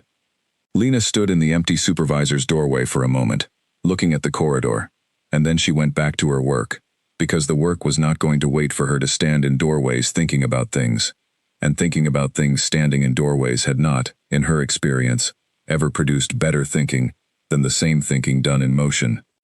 She thought while she moved through the rest of the week. She thought clearly, and specifically, and without the particular kind of wishful fog that could settle over a person's thinking when they were thinking about something they wanted to be true. She was very good at keeping the wishful fog out. She had had years of practice. The sum of the three changes, the rerouted assignment, the improved supply access, the elevated quarterly review, was legible to anyone who was paying attention, and she was always paying attention. Someone had read her file. Someone above Agnes's level had read it with enough attention to understand what was in it, and to make, from that understanding, 3 specific and practical decisions that improved her operational conditions. None of those decisions had been announced. None of them had been explained. They had simply been implemented, quietly, in the way that things were implemented by people who had authority over the relevant levers and preferred not to create a record of having pulled them. She told herself, firmly and honestly, that there were alternative explanations. A general administrative update applied across all departments. A routine review of East Wing operations triggered by the contamination event's security audit. Agnes's own advocacy, which was documented, and which Lena knew about, producing an outcome after a longer delay than usual. She held these alternatives up and examined them, and found that they were not impossible, but that they did not sit comfortably with the specific combination of changes, and the specific timing of the changes, and the specific fact that Agnes had used the phrase, appropriate senior review channel, in a tone that said, "This is not my idea, and I am not going to pretend otherwise." Clara confirmed it, indirectly, on a Tuesday evening. "Philip says the East Wing personnel files were reviewed at the full detail level last week," Clara said, in the tone of someone delivering information they have arranged to appear to mention casually, as part of the post-incident security review.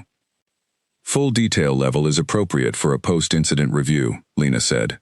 "Standard post-incident protocol calls for the security clearance summary, not the full personnel detail," Clara said. Philip checked. "The clearance summary is the standard, the full detail is not standard." Lena turned a page of her book. "You knew," Clara said. "I suspected," Lena said. "The combination of changes in my assignment over the past 2 weeks suggested someone had reviewed the file and drawn conclusions from it. Knowing the review level confirms it." Clara put down what she was holding and looked at Lena with the specific, direct look she kept for conversations she considered important. Lena knew this look well. It was the look that came before something Clara had decided she needed to say, and would say, regardless of whether the saying was comfortable. "I am not going to tell you what to feel about this," Clara said. "You are one of the most capable people I know, and you have built something real here, and those things are true, and they matter. What I want to say, the thing I feel I should say, as your friend, because I would rather say it and have you be frustrated with me, than not say it and watch you be hurt later, is that there is a distance between where you are and where he is, and that distance has been real for 6 years, and has not changed its measurements in that time, and I think you should be careful." Lena held Clara's look without deflecting from it. "I know where I stand," she said. "I have always known where I stand. Whatever happened with the file, whoever reviewed it, and at what level of detail, it does not change where I stand. I am not forgetting that." "Good," Clara said. Then, after a moment, "I know you are not. I also know that knowing something and being protected by the knowing are not always the same thing." Lena closed her book and set it on the shelf beside her bed. "I am going to sleep," she said. "I am working the early round tomorrow." "Good night," Clara said. Lena lay in the dark and thought about Clara's words with the honesty they deserved. Clara was not wrong. She had never suggested Clara was wrong. The distance was real. The hierarchy was real. The specific facts of the situation, stripped of everything that surrounded them, were: a powerful man in a position of enormous authority had read a file, had drawn conclusions from the file, and had made a small number of quiet improvements to the working conditions of the file's subject. That was what had happened. That was the full extent of what had happened. Any construction beyond that was not a fact. It was a direction, and directions could lead anywhere, and she had been in this world long enough to know that the directions available to her were not the same as the directions available to someone in a different position. She was clear about this. She told herself she was clear about this. She was clear about this in the way that a person was clear about something they had decided they needed to be clear about, with the specific deliberateness of clarity that was chosen rather than arrived at, which was not the same as the clarity that simply was. She went to work the next morning and did her job with her usual efficiency. The East Wing ran. The supply routing was better, and she used the better routing without making anything of it. She completed the quarterly report materials by Thursday, as Agnes had asked, and delivered them in the format requested, and went back to her operational log and her nightly rounds, and the steady, competent work that was the actual substance of her days.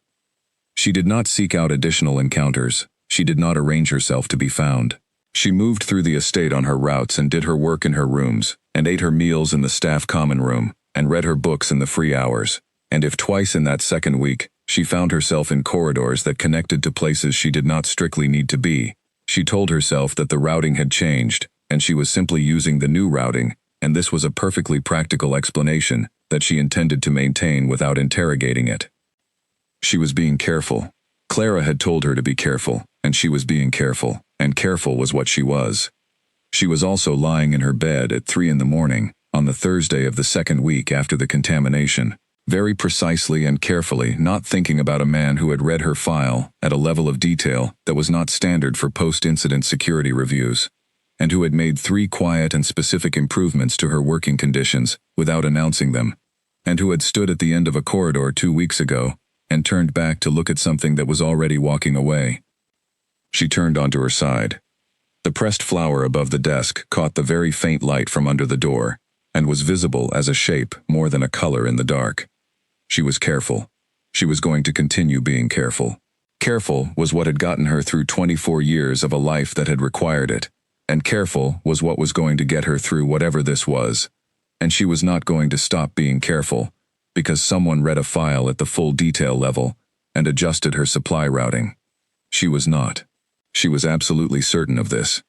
She went to sleep with this certainty in place, and it held, and in the morning she got up and went to work, and the East Wing ran exactly the way it ran when she was managing it, and the certainty was still there at the end of the shift, and at the end of the day, and at the end of the week. And only one thing had changed.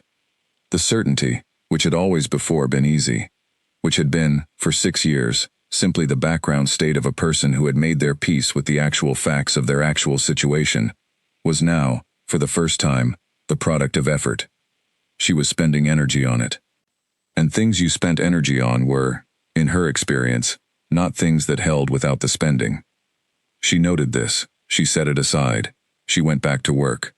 She thought, in those middle hours of the night, about what it meant to be careful versus what it meant to be protected. She had been careful for 6 years. Careful had served her well. Careful was the habit that had allowed her to build something real in a place that had not initially wanted her to have it. But careful was also, she understood, a posture, a way of holding yourself in relation to the world that could, if held for long enough without examination, become the world rather than a response to it. You could become so careful that the carefulness consumed the thing it was meant to protect. You could maintain so much vigilance over the approaches to something that you forgot to check whether the something was still in there. She had been checking, lately. She had been checking because the checking had become necessary in a way that it had not been necessary before, which was itself information. What she found when she checked was this. The life she had built was intact. The East Wing was running. Agnes trusted her. The work was good. The 6 years were solid. None of that had changed, and none of it was at risk from a file review, and 3 operational adjustments, and a 30-second corridor exchange. The life was exactly the life she had made, and it was not in danger. But the person inside the life was more complicated than she had recently been accounting for. The person inside the life was 24 years old, and had spent 6 years practicing compression, and had been very successful at the practicing, and had, somewhere in the process, also compressed some things that she had not consciously intended to compress. Things that were not operational or strategic, or professionally relevant. Things that were simply personal, private, the kind that a person needed to have somewhere, and that she had been keeping in the very far back, in the room behind the room, in the place you kept things that you were not currently using. The things in the far back room were not safely in the far back room anymore. She turned onto her side. She was going to be careful. She was going to remain careful. Careful was not going anywhere. But she was also, quietly, in the dark, going to acknowledge to herself for the first time that careful had limits. That there were things that careful could not address, not because careful was insufficient, but because careful was the wrong tool for the specific job that the specific situation was requiring of her. She lay still, and acknowledged this, and put it away, and went to sleep. She was going to have to think about what the right tool was. Not tonight. Not yet, but soon. The garden on the east side of the estate was one of those spaces that most of the people who lived and worked in the main building had never fully noticed, because it was not on the route between anywhere important and anywhere else important, and because the people whose time was organized around places of importance rarely wandered off those routes without a reason. It was a genuine garden, in the old sense. Not a formal garden with geometric plantings and maintained borders and the feeling of a space that had been designed to be looked at from a particular angle, but a working garden in the practical tradition, with raised beds along the south wall, and a stone path that ran through the center, and an old hedge along the eastern boundary that had been growing in its particular shape for long enough that the shape was entirely its own. There was a stone bench beside the hedge that sat in the late afternoon sun, between 4 and 6, on clear days, with the specific quality of a place that someone had put there originally, because they liked to sit there, and that had stayed long after the original someone was gone. Lena had found it in her third year, walking a new route on a free afternoon, out of nothing more specific than the vague interest of a person who had realized they did not know all of the estate they had been working in for 3 years. She had sat on the bench and the sun had been exactly right, and she had stayed until the light changed and had come back the following free afternoon, and then the following one, until it became a habit. And habits, in her experience, were the things you could rely on when other things were less reliable. She was on the bench on a clear afternoon 3 weeks after the contamination event, into the third chapter of the novel she had been working through for 2 weeks, when she heard footsteps on the gravel path that led into the garden from the east wing access. She heard them before she processed them. Her attention was on the book, genuinely on the book, the first afternoon in recent memory when the book had had her full attention, and what drew her out of the book was not the sound itself, but the specific quality of it. The particular weight and certainty of that stride. She had heard it in 3 different corridors now, and had apparently learned it well enough to recognize it without looking, which was not a thing she had intended to learn, and which told her something she would rather not have been told. She looked up. He was at the garden entrance. He was dressed more plainly than she had seen him in any formal context. No indicators of his role, nothing that communicated anything about his position. Simply a person who had changed into something less demanding before an afternoon walk. He was looking at her with the specific, clear attention that she had now encountered multiple times and had still not developed a fully workable response to. She closed the book and began to stand. "Please don't," he said. She paused in the motion of standing, half risen, one hand on the bench, and looked at him. He was moving into the garden toward the bench, with the same directness he brought to every movement. "I saw you from the north window," he said. "I came down because I wanted to speak with you." He reached the bench. He sat at the other end of it without ceremony, without any of the establishing of permission or propriety that most people in his position would have built around the action, simply with the matter-of-fact ease of a man who had decided to sit, and was sitting. "You do not need to stand." She sat back down. She put the closed book on her knee, and looked straight ahead at the hedge, which was close enough to be detailed, and far enough to look at without looking at him, which seemed like the appropriate thing to look at. "I read your personnel file," he said. "I know," she said. He was quiet for a moment, and the quality of the quiet was not uncomfortable. "You know. The detail level, not the standard security clearance summary. I noticed the changes in my assignment routing, and I knew someone had made decisions based on what they found in the file. It was not difficult to identify the most likely source of those decisions." Another brief silence. "I want to talk with you about what I found," he said, "if you're willing." She looked at him directly for the first time since he had sat down. He was not asking as a social formality, using the request structure while already assuming the answer. It was a genuine request, with the specific quality of someone who would actually stop if she said no. She was not used to being asked in this way, and the unexpectedness of it was visible, briefly, in her face before she managed it. "All right," she said. "The corruption reports," he said, "both of them. You filed the second one, knowing the first had produced nothing visible for you." "The second irregularity was occurring," she said. "The reason to file was the same both times. What I received for filing it the first time was not a relevant variable." He looked at her. "Most people," he said, "would have found a way to make it a relevant variable." "I know," she said. "I have watched people make that calculation. It did not seem to me like the right calculation." She paused.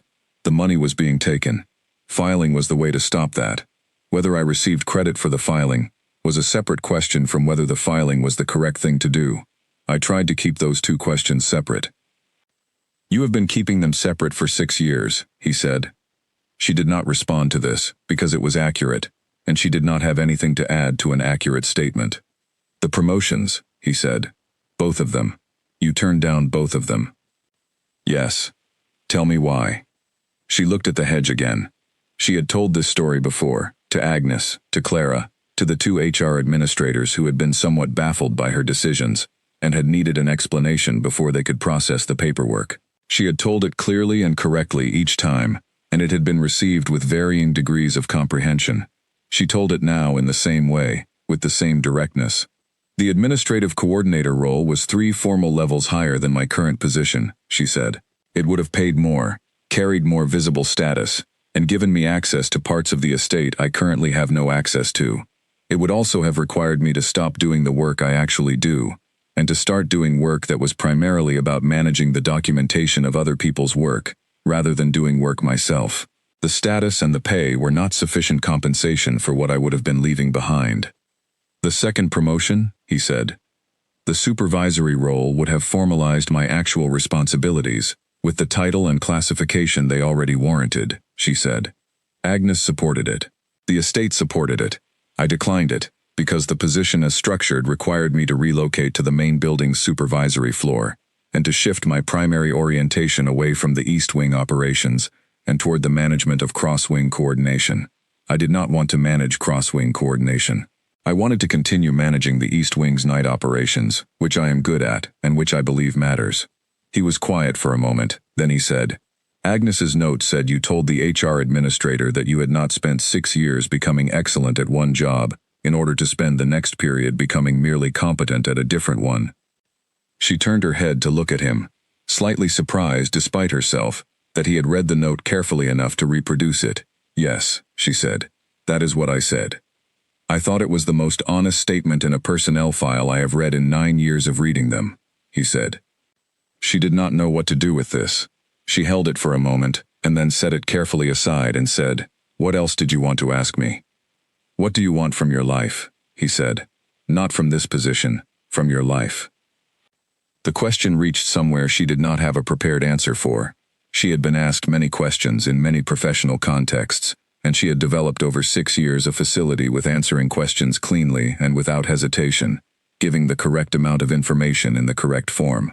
This question was not a professional question, it was a personal one, and it arrived in a personal place, and the personal place was not as well defended as the professional one.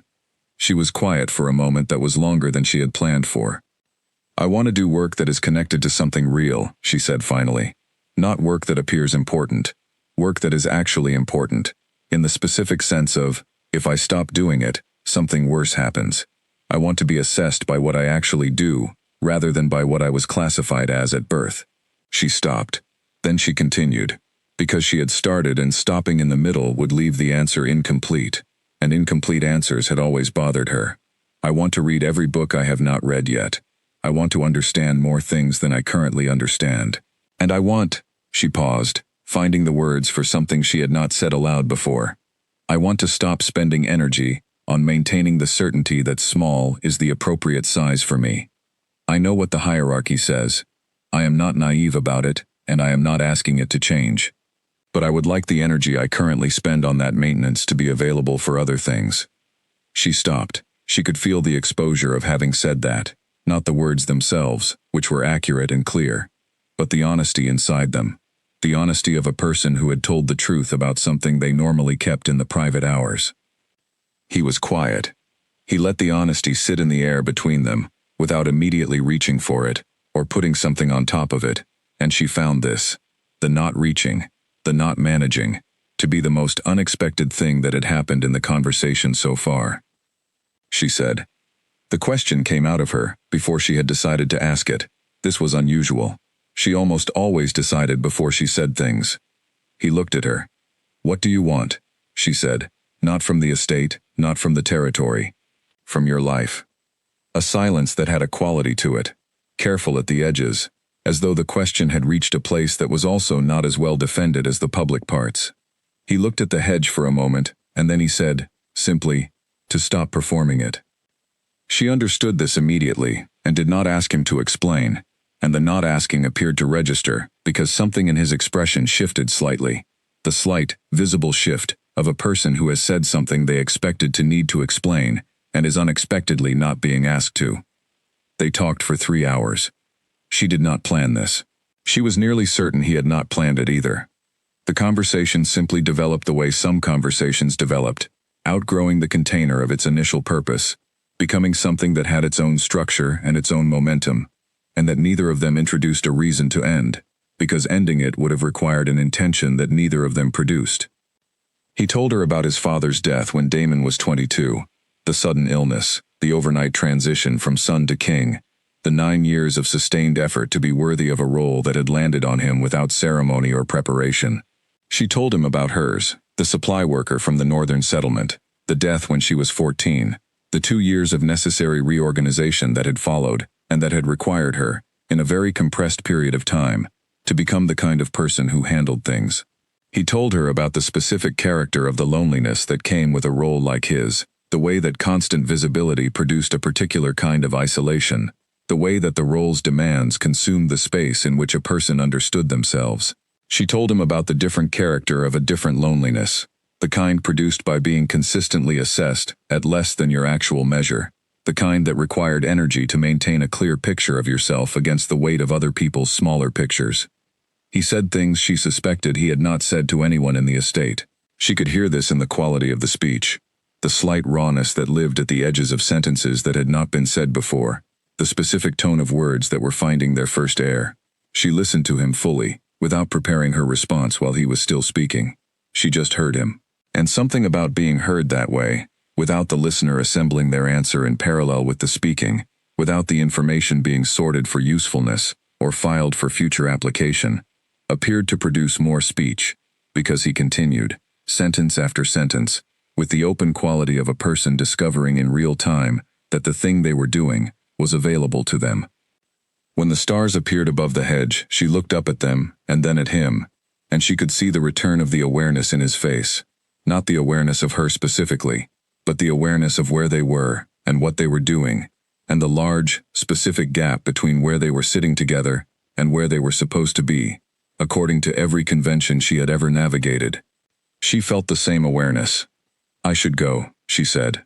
"Yes," he said. She stood.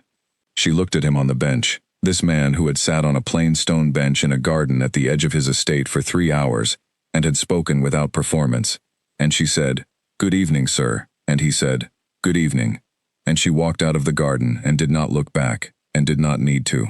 She walked to the staff block. She went to her room. She sat on the edge of the bed in the dark for a long time, and was very clear-eyed, and very practical, and understood with absolute precision what was happening, and what it cost, and what it was going to require. And she sat in all of that understanding, and acknowledged it honestly, and did not try to make it into something easier than it was. Irreversible was the word that arrived, eventually. Something irreversible had happened. She sat with that word in the dark until Clara came home, and then she said goodnight, and turned out the lamp, and lay in the quiet, and thought about stars above a hedge, and a voice that had said to stop performing it, the way a person said a thing that was simply true. And she understood that the clarity she had spent energy maintaining was not going to be sustainable any longer, and that what came next was going to require something different from her, and that she was going to have to decide what that something was. The night was very quiet. The pressed flower above the desk was invisible in the dark. She lay still and thought about the thing that was already decided, whether she thought about it or not. The word spread faster than he had calculated for, and he had been calculating carefully. He had known it would spread. He had understood this before he walked through the garden gate on that clear afternoon, had felt the knowledge settling into the back of his awareness, with the specific weight of a fact that has been accepted, rather than a fact that is still being assessed. 2 people on a stone bench for 3 hours at dusk. One of them the alpha king of 5 territories. One of them a night shift worker from the East Wing. In a large estate full of people whose occupation was, in various ways, paying close attention to things worth paying attention to. This was without question worth paying attention to. He had known this. He had walked through the gate anyway, because the calculation that produced the knowledge had been done on the correct inputs, and had produced, on the other side of itself, a conclusion that the knowing was not a sufficient reason to stop. By the morning after the garden, 3 senior staff members had heard a version of the evening. By that afternoon, the version had reached the upper house service staff. By the following morning, it had reached people on the formal council. By the time Gerald appeared at Damon's study door 2 days after the garden meeting, closing the door with the careful deliberateness that said, "This is not a routine visit. This is a conversation I have prepared for," the version had been discussed by 4 of the 7 council members, in a session that Damon had not been included in. Gerald sat down and organized what he was going to say before he said it, which was characteristic of him at the threshold of difficult conversations. There is, he said, a significant and growing amount of discussion. I know, Damon said. Tell me the specifics. The specifics were, the informal council position was one of significant alarm.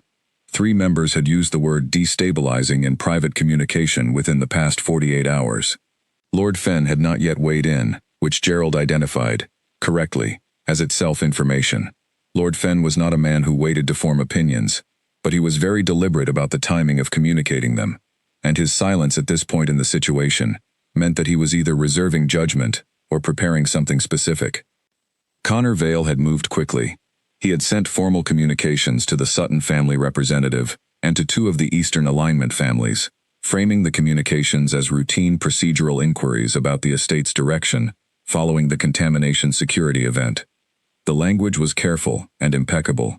The implication living in the space between the sentences that the security failure was connected to a distraction at the leadership level, that the distraction had a particular source, that the source was relevant to the confidence of anyone whose interests depended on this estate's stability, was entirely legible to anyone reading with adult eyes. Lord Sutton's representative had sent a message requesting a delay in the alignment discussions that had been scheduled for the end of the month. 2 other territory contacts had gone quiet in a way that silence had its own meaning. The narrative he is building, Gerald said, does not require him to make an accusation. It requires only that enough people in enough positions ask the same question at approximately the same time. The question does not need to be answered. It needs only to circulate. I know how Connor works, Damon said. What does the council want from me? The council, Gerald said, with the care of someone who had been gathering information about this all morning, is divided between 2 positions. The first position is distance, a clear and public signal that the estate's direction is unaffected and the king's attention is properly placed, delivered quickly enough that Connor's question runs out of circulation time before it does damage. The second position is more comprehensive action in the direction of a formal alignment announcement within 60 days. And Philip? Damon said. Gerald was quiet for a moment. Philip has asked for a meeting with you directly, he said. He told me he has something to say that he would prefer to say to you rather than about you in a council session. Philip arrived an hour later and sat down without the preliminary that most people used before difficult conversations, and said, without preamble, I am going to be honest with you, because that is the most useful thing I can be right now, and because I believe you can hear honesty, even when it is uncomfortable. Go ahead, Damon said. The council is frightened, not hostile, frightened. The distinction is important, because frightened people respond to information, and hostile people respond only to power. If you give the council clear and specific information about your intentions and your reasoning, there is a realistic possibility that the majority of them will find a way to be behind you. If you do not give them that information, the fear will default to Connor's narrative, because his narrative is currently the only available explanation, and people fill explanation gaps with whatever is on offer. He stopped. Then he said, Connor is going to challenge formally. I believe this. He has been building toward a formal leadership challenge for 2 years, and the current situation gives him the specific angle he needed. He will frame it as compromise judgment. If you are going to act, you need to act before the formal challenge is filed, not in response to it, because responding puts you in the defensive position, and Connor does not lose from the defensive position. What would you advise? Damon said.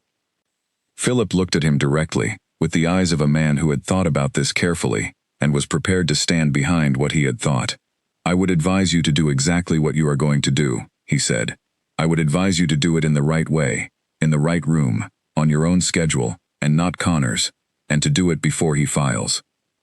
Lena heard about the council discussion that evening through Clara, who had it through Philip's assistant, who had it through the channel that connected Philip's office to the staff network, with the speed of information that mattered.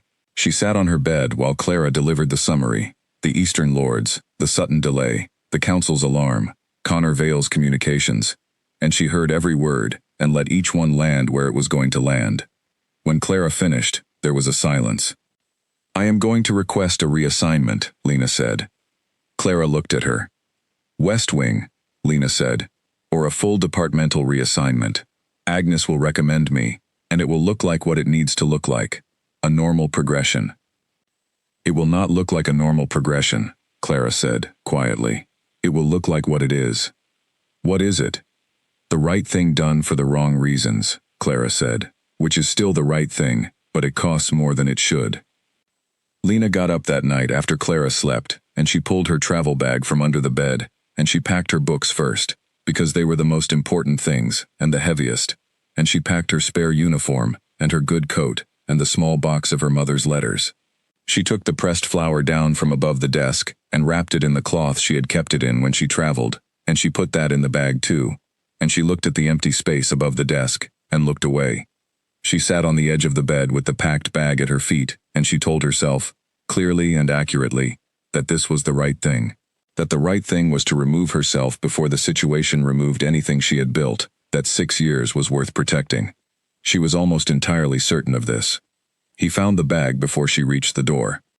He came to the East Wing the following morning, earlier than any reasonable schedule required, earlier than Gerald or anyone else had planned for, and he found Clara in the corridor outside the staff block with the expression of someone caught between loyalty and genuine alarm. Clara looked at him for one moment and said, "She is leaving." He went down the narrow corridor, to the third door on the left, and knocked once. A silence. "Come in," she said. He opened the door. She was standing in the center of the room, with the packed travel bag at her feet, and the empty shelf, and the empty space above the desk, and the stripped, reduced quality of a room being returned to nothing by someone who was doing it with full attention and complete intention. She looked at him the way she always looked at him, directly, without deflecting, and underneath the directness he could see the thing she was holding, the prepared composure of a person who had decided what was right, and was ready to defend that decision against whatever arrived to challenge it. "I am making it simpler," she said, before he could speak. "For the estate, for the alliances, for everyone affected. I have thought about this with full honesty, and I am doing it from a clear practical place, not an emotional one." "You are making a decision about my situation," he said, "that I did not ask you to make. I am making a decision that is correct. That is the story," he said. "The story that makes leaving feel like a principled act, rather than a surrender to pressure." Something moved through her face, close to anger, the specific fire of a person who is working very hard to remain rational, and who has encountered something that is not cooperating with the rational structure. "Then tell me what it actually is," she said. He walked into the center of the room and stopped 2 feet in front of her. No managed distance. No performance of composure. The plain face of a man who had come here to say something and was saying it. "Every woman my council arranged for me in 3 years felt like a role I was supposed to inhabit, for the benefit of the territory, and the comfort of the lords, and the quiet relief of the people around me, who need a clean answer to the question of who this estate belongs to going forward. I understood the need. I tried to meet it. I could not, because I cannot build something permanent on a foundation that is genuinely empty, and empty is what every one of those situations was, completely, and I knew it from the 3rd minute every time. You are the first person," he said, "in 3 years of trying to find the thing I was missing, who made the missing stop. That is not a small statement. I am not going to make it smaller to manage a political situation, because political situations are the permanent condition of my position, and they will always provide a reason to make real things smaller, and I am not doing that." She looked at him. He could see her holding herself against the words with the specific effort of a person who had decided not to want something, and was working very hard, right now, against that decision. "Connor Vale will challenge formally," she said. "Yes. The Eastern Lords are already hesitating. Yes. Gerald is managing something he did not expect to manage. Yes," he said. "All of it is true. None of it changes what is also true." "What is true," she said carefully, "and what the structure of this world allows to survive, are not the same. Stop making the case against yourself," he said. "You have been making that case since before I came through the door. I am asking you to stop." She stopped. The room was very quiet. Outside, the estate moved through its ordinary morning entirely unaware of what was happening in a small room in the staff block. Inside, 2 people stood in the specific, weighted silence of a moment that was going to determine what came next. "You have filed corruption reports with no benefit to yourself," he said. "You have declined 2 promotions because the useful work mattered more to you than the visible work. You sat in a wooden chair all night monitoring the breathing of a man you had met twice. because it needed to be done, and you were the person there. He held her gaze. That is not someone who is too small to stand where I am asking you to stand. That is someone who has been practicing compression for so long that small has started to feel like the natural shape. Her jaw was tight. Her eyes were very bright. She was holding it, all of it, with the specific, concentrated effort of a person who has had long practice at holding difficult things, and is finding, right now, that the practice is being tested. I am not asking you to decide anything tonight, he said. I am asking you to set the bag down. A long silence. She set the bag down. It slid from her grip to the floor, still packed, but no longer in her hand. He nodded once. He looked at the empty frame above the desk. The flower, he said. She went to the bag. She found the cloth-wrapped frame in the side pocket. She unwrapped it. She put it back above the desk and smoothed the space around it with 2 fingers. The automatic, muscle memory gesture of a person who had done this enough times that the doing was part of the hands rather than the mind. The council session is Friday, he said, from the doorway. I will tell you what happens before you hear it secondhand. You don't have to fight this, she said. I know, he said. It is mine to fight. He left. He walked back through the estate with the settled certainty of a man who had done the necessary thing and had arrived, on the other side of doing it, in the place where the next necessary thing waited. He was not afraid of Friday. He had governed 5 territories for 9 years. He knew what he had built, and he knew what it could withstand, and he knew the record, and Connor Vale could bring the record into any room he chose, and Damon would meet it in that room. He went to find Gerald. It was time to prepare. She had not expected him to come. She had known, in the back of the part of her mind that processed things without being asked, that there was a possibility he would come, that the bag on the floor and the empty shelf and the stripped room might produce a response before she had the opportunity to remove herself from the situation cleanly. But knowing something was a possibility was different from being prepared for it, and she had been sitting on the edge of the bed in the dark at 3 a.m, and was not prepared. What she had not expected was what he had said. She had expected argument. She had expected the particular kind of argument that people in powerful positions made when they believed that their position entitled them to a different outcome than the one they were getting. The argument from authority, dressed in the language of concern. She had been prepared for that. She had prepared responses to it, clear and direct, that acknowledged his position, and her own, and the distance between them and the specific, permanent facts of that distance.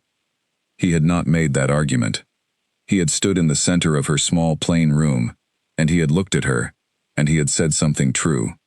Not the truth that was convenient for him, not the truth that was designed to produce a particular outcome, simply the truth, stated plainly, in the specific register of a person who has been carrying something for long enough that they have stopped being able to carry it in any form except the plain one.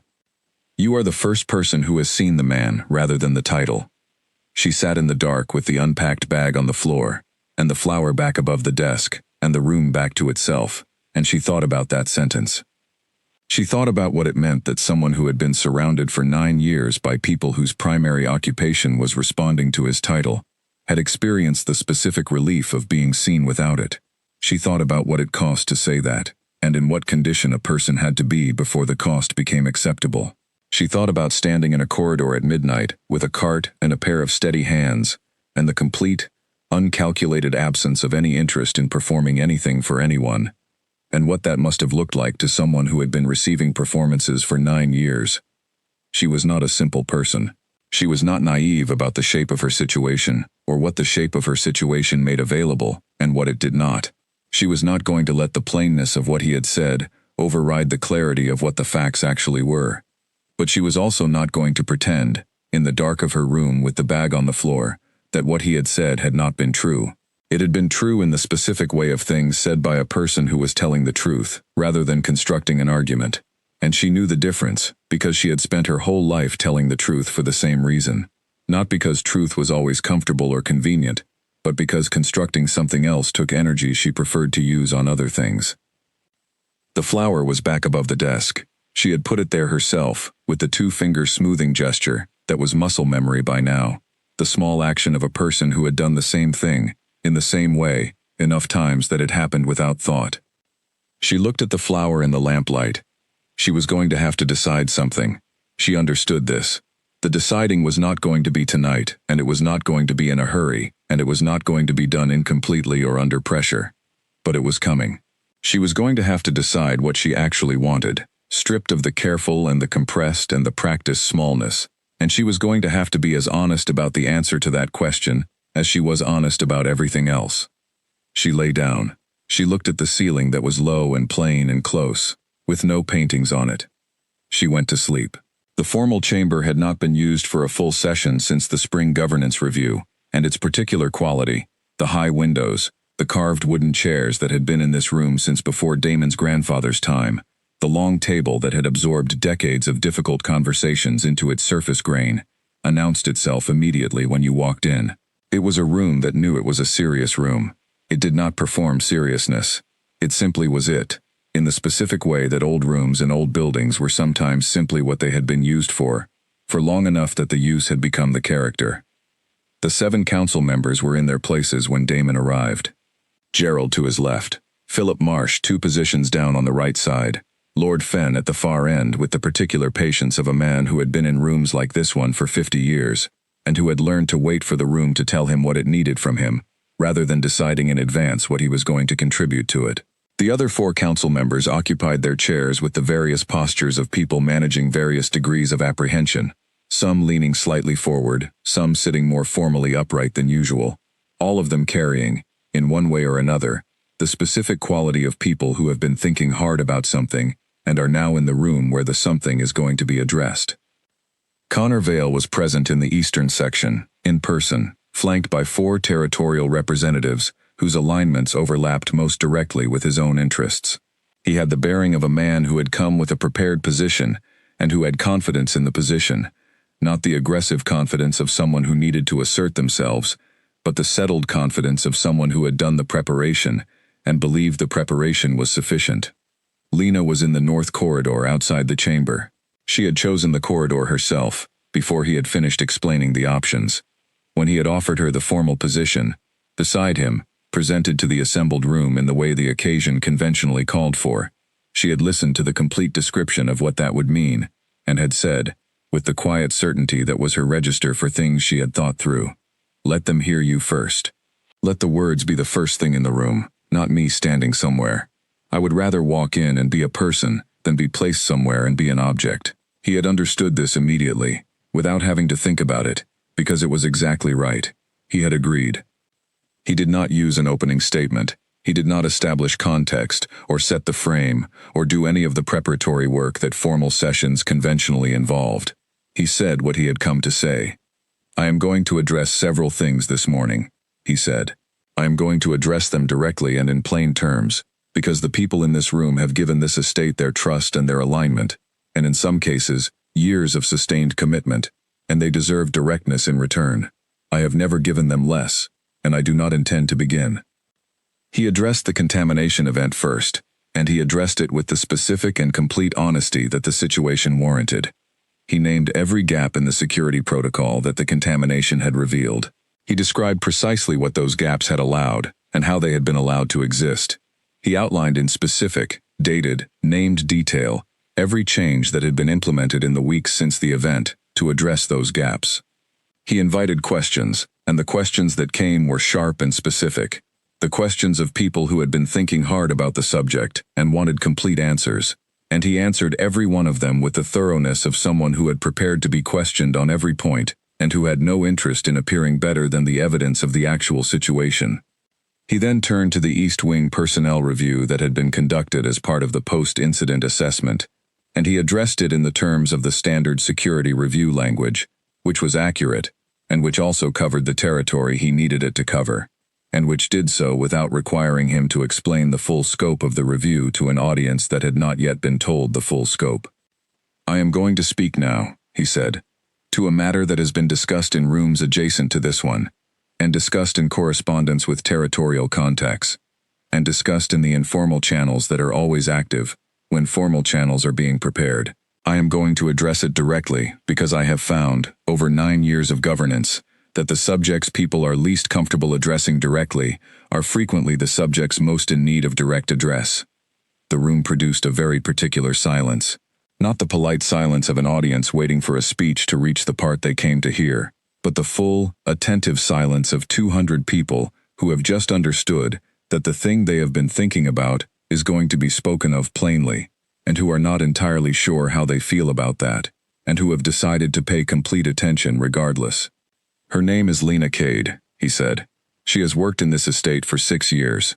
Her record over those 6 years is documented, and is available for examination by anyone in this room who wishes to examine it.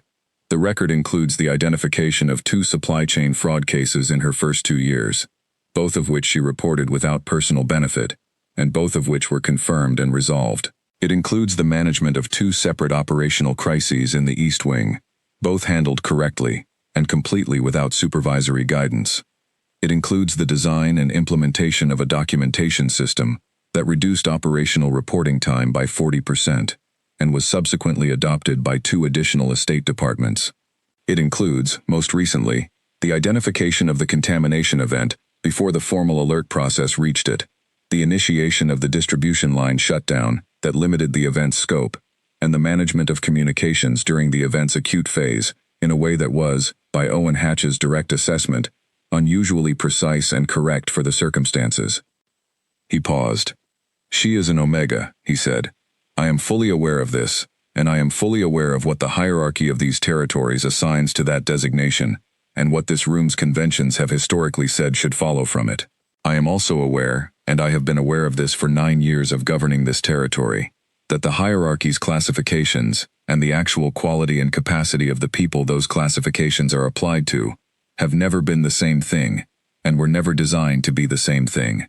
The classifications exist to create order in a complex system. They do not exist to be a complete description of a person, or an accurate prediction of what a person is capable of. I am choosing to respond to the actual person, and the actual record, and I am standing by that choice in this room, and in every room where it is relevant, and I intend to stand by it in the rooms to come. Connor Vale rose. He did it with the measured timing of a man who had rehearsed the timing, not immediately, which would have looked reactive, and not after a delay that would have looked uncertain, but at the point where his rising would carry the maximum interpretive weight. The concern that this session was convened to address, Connor said, in the carefully modulated register of practiced public speech, is not the record of any individual member of the estate's staff. The concern is the stability of judgment at the estate's leadership level, and whether the territorial alignments that are built on the foundation of that stability have reason for the continued confidence they have placed in this leadership. He said it well. He had prepared it well. Damon could hear the preparation in it, the specific structure of the argument, the terms chosen to be unimpeachable while carrying the maximum amount of implication per word. Yes, Damon said. That is the question. The question of whether this estate's leadership has demonstrated the stability of judgment that the territorial alignments that depend on it have reason to trust. And the answer to that question is in the record I have presented this morning, which covers 9 years of documented decisions and their documented outcomes across all 5 territories. If you have a specific decision from that record that you wish to challenge, Lord Vale, I invite you to name it. I will address it with the same directness I have applied to everything else in this room today. Connor held his position for a moment that was precisely as long as the moment needed to be, and no longer. The concern, he said, is direction. The concern is where the current course of this estate is leading. I have described the direction of this estate specifically, and with documentation, Damon said. I have described it in terms of decisions made and outcomes produced over 9 years, and those decisions and outcomes are in this room's memory, and in this room's public record. If you are asking the representatives assembled here to act on implication rather than evidence, if you are asking them to reach a conclusion about the estate's direction based on the space between your sentences rather than the content of them, then I would suggest that the representatives consider carefully who benefits from their reaching that conclusion, and what that consideration tells them about the person making the request. The silence that followed this was the silence that Damon had been working toward for the past 20 minutes. Not unanimous agreement. He had neither expected nor needed unanimous agreement. The specific, textured silence of a room in which the majority of people present have just updated their calculation, in which the balance of the room has shifted by a degree that is small enough to be deniable and large enough to be felt by everyone there. Connor sat down. He sat with the composure of a man who was recalibrating rather than retreating. Because Connor Vale did not retreat from things, and Damon understood this, and had prepared for it. The campaign was going to continue in different forms and from different angles, and that was the permanent condition of holding something that someone else wanted, and Damon had been managing it for 2 years, and had plans for managing it for many more. But today, in this room, with these people, the balance had shifted. He had spent the week before the session preparing for every possible shape the challenge could take, not because he was afraid of the challenge, but because the correct response to a formal challenge was always thorough preparation, rather than improvised confidence, and thorough preparation was what he had brought. He had reviewed 9 years of documented decisions. He had pulled the outcome records for every major policy initiative, and every significant diplomatic engagement, and every border adjustment, and trade negotiation, and dispute resolution that bore his name or his signature. He had sat with Gerald for 3 evenings, and with Philip for 2, and with the council documents, until the record was so completely present in his mind that he could address any specific item from any angle, at any level of detail, with the specific command of someone who had not simply read the record, but had built it, decision by decision, over 9 years, and who remembered the building. Connor had not been prepared for the specificity. He had been prepared for a defensive posture, the defensive posture that an accused leadership typically took, the management of perception over the presentation of evidence, the emotional appeal to loyalty rather than the factual appeal to record. He had built his argument against that posture. It was a well-built argument for what it was built against. It had no purchase on what Damon had done instead. This was the specific and practical advantage of having nothing to hide. You did not have to manage it. You simply presented it. The management of information required energy, and generated inconsistency, and left gaps that careful observers could find and insert their own interpretations into. The plain presentation of a documented record required only accuracy and thoroughness, and Damon had both in abundance. Lord Fenn spoke. He spoke briefly, and with the particular weight of someone whose brevity was not the brevity of someone with little to say, but the brevity of someone who had said a great many things in a long life, and had learned to deliver the essential ones in their most concentrated form. He said something about the history of these territories, about the varieties of stability he had seen in the 50 years he had been attending rooms like this one, and he said something about leadership that could be examined openly, and that welcomed the examination, rather than managing it, and he sat back down. It was under 2 minutes. It was the most significant thing said in the room that morning. 3 representatives in the center section of the room had changed their posture by the time Lord Fenn finished speaking. The change was small and readable. The session closed. He came out of the formal chamber into the north corridor. She was at the far end of it, where the corridor turned, with her hands at her sides, and her chin, at the exact level it always was, and the expression of someone who had been standing in a corridor outside a chamber, for the better part of an hour, listening to everything that could be heard through stone walls, and who was on the other side of that hour, changed by it, in a way that she was still in the process of understanding. He walked toward her, and she did not move toward him, or away from him, but simply held her position, with the steadiness that was simply hers. 3 renewed alignments, he said, when he was close enough. Before the session formally ended, the Sutton representative has asked for a direct meeting within the week. She was quiet for a moment. Connor will not stop, she said. No, he said. He will recalibrate and come back in a different form. This is the permanent work. Gerald will be managing this for months. Yes, he said. She looked at him with the full, clear attention that she gave to things that mattered to her, and in her eyes there was the complicated brightness of someone who has been holding a great deal of tension for a long time, and is now, very slowly, releasing it. Thank you, she said.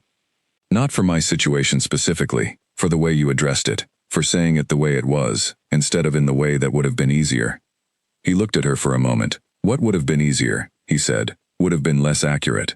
I was not going to be less accurate. She held his look for a moment that had more in it than the corridor around it. Then she said, with something that was the first fully unguarded thing he had seen from her since he came out of the chamber, then we go forward from here. Yes, he said, we go forward from here. They walked back into the estate together, and the politics waited ahead of them, with all the patience that permanent things had. And behind them, the chamber was already being arranged for the next session. And outside on the grounds the winter afternoon was doing what winter afternoons did, and all of it was exactly as it had always been, except that none of it was. Something had been spoken plainly in a room where plain speaking was not the default, and plain speaking had a weight that managed language did not, and the weight of it was still settling in the corridors of the estate and in the channels that connected the estate to the territories beyond it, and would be settling for some time. That was all right. Things that settled slowly, settled deeply. He had time. They both had time. And for the first time in 3 years, time felt like something he had rather than something that was running out on him. The winter settled over Ashford Estate, with the quiet persistence of something that has arrived without fanfare, and intends to stay for a while. The grounds lost their color, and gained a particular clarity, the kind that only comes when everything peripheral has been stripped away, and what remains is the actual shape of things, visible in a way that warmer seasons did not permit. The stone walls were simply stone, the bare trees were simply the structure of trees, the paths between buildings were the paths, without the softening of grass, or the distraction of leaves, and everything was exactly what it was. Gerald Holt worked the weeks after the court session with the methodical intensity of a man who has accepted a difficult assignment and has decided that the only productive response to a difficult assignment is to do it as well as it can be done. He managed the correspondence from territory lords, the supportive, the cautious, the quietly alarmed, each category requiring a different register and a different level of detail, with the thoroughness of 30 years of practice, applied to a situation that was new enough to require 30 years of practice. He drafted responses that were careful and clear, and that said, without flinching, that the estate was stable, and its direction was deliberate, and its king was not confused about what he was doing or why. He sent those responses.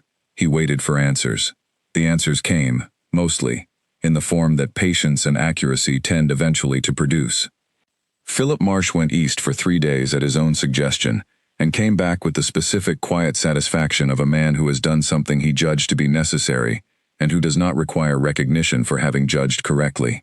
He told Damon only that 2 eastern lords who had been most visibly hesitating had now been spoken to directly, in their own territories, in person, and had responded to the directness of personal conversation, the way people who spend most of their time being managed through formal channels sometimes responded to it, with the specific relief of someone who has been given a real answer to a question they had been receiving managed answers to.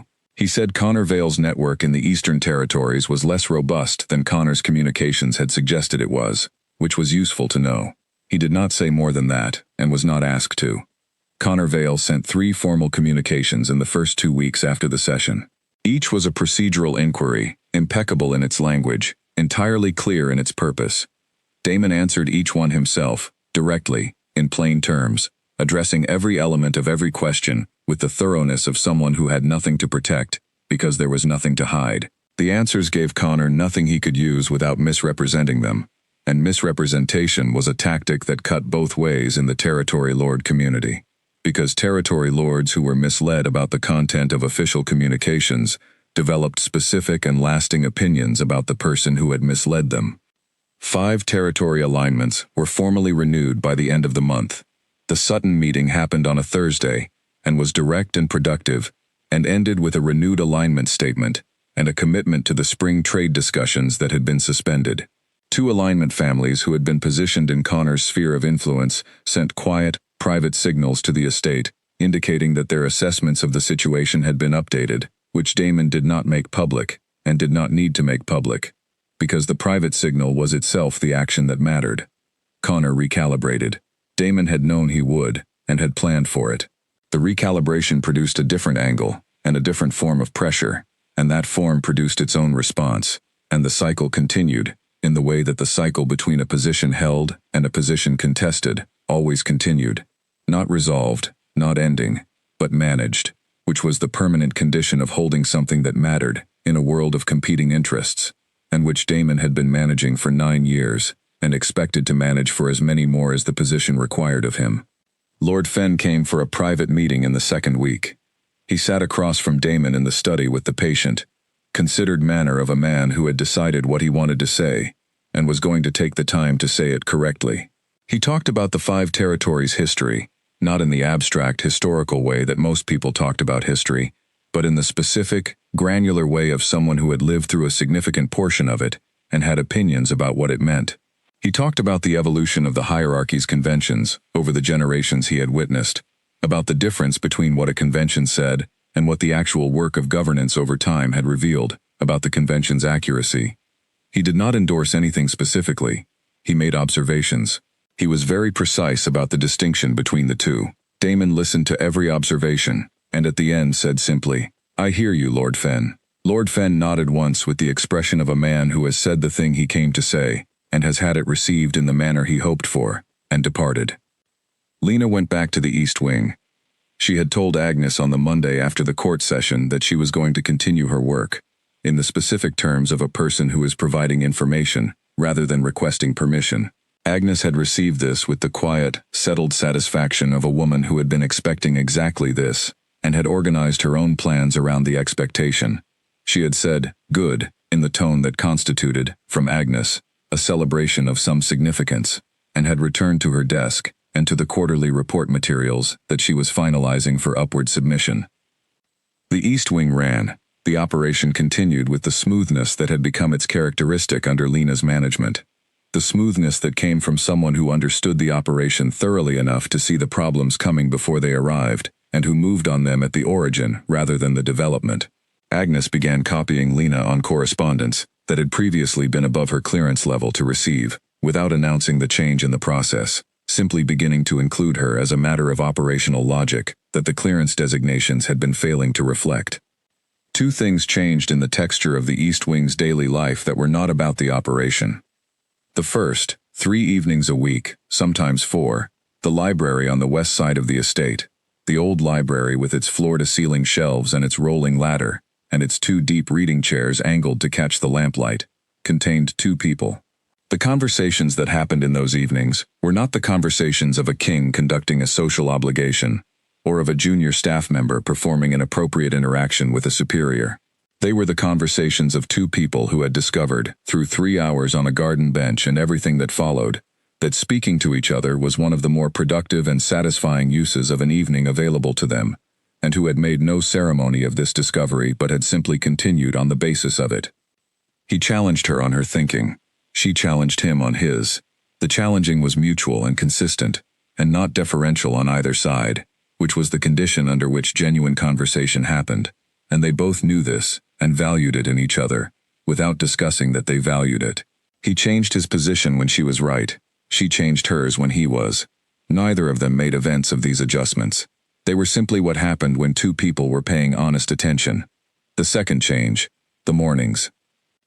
He came to the East Wing before the first meeting of his day, on most mornings now, taking the route through the North Corridor and the East Passage that brought him to the supply room, where she typically started her post-shift work. She was usually there with the operational log and her tea, which was usually going cold because she became absorbed in the log before she finished it, and the morning light that came through the east-facing windows at that hour was the particular winter morning light that made everything specific and distinct, not softened or gentled, but simply exactly what it was. He did not impose on the work. He came in and leaned against the door frame, or sat on the storage shelf across from her desk, and they spoke about whatever the morning had in it, the correspondence, the East Wing's overnight log, the particular decisions the day was going to require, and the speaking was easy, in the way that things were easy, when they had been practiced enough, and trusted enough, to no longer require effort, only attention. He brought his full attention to those mornings and she brought hers, and the combination produced something that was not reducible to its components.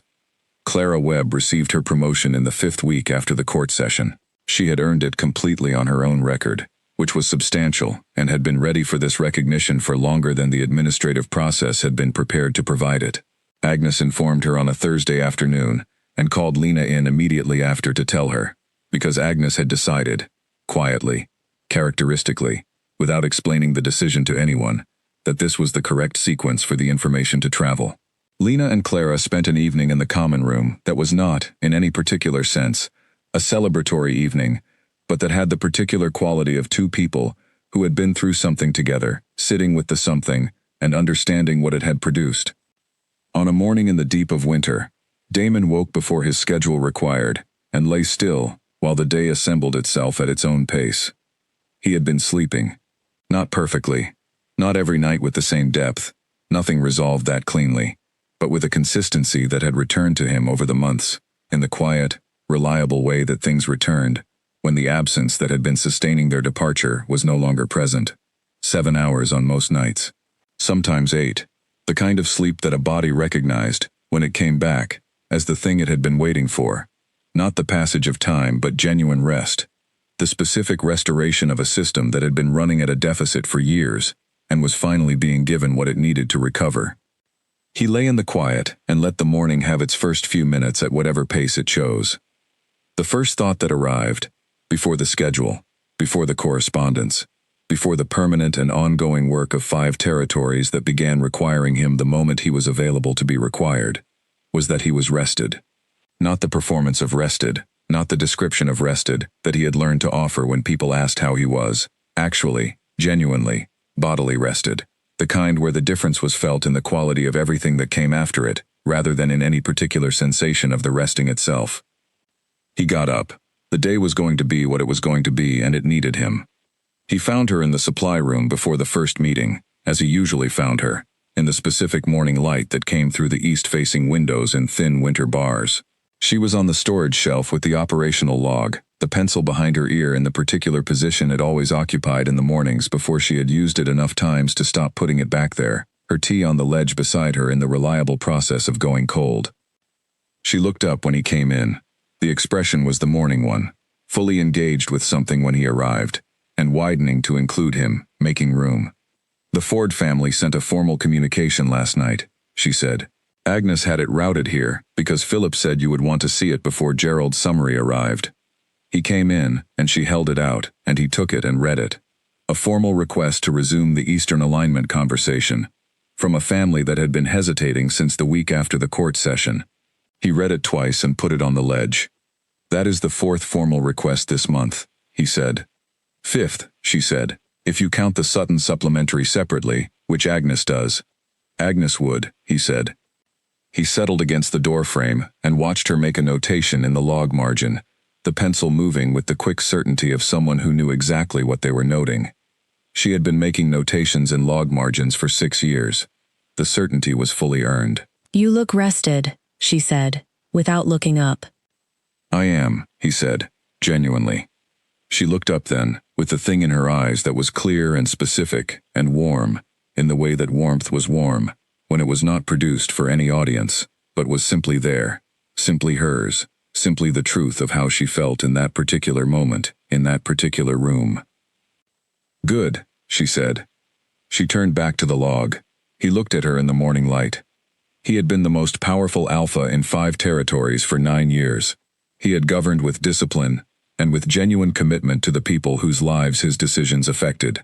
He had built something real and lasting, and worth the sustained effort it had required, and he had been, for 3 of those 9 years, hollow, in the way that a building could be structurally sound and completely empty, and the hollowness had been the permanent background condition of everything he did, quiet and persistent, and always there when he stopped moving.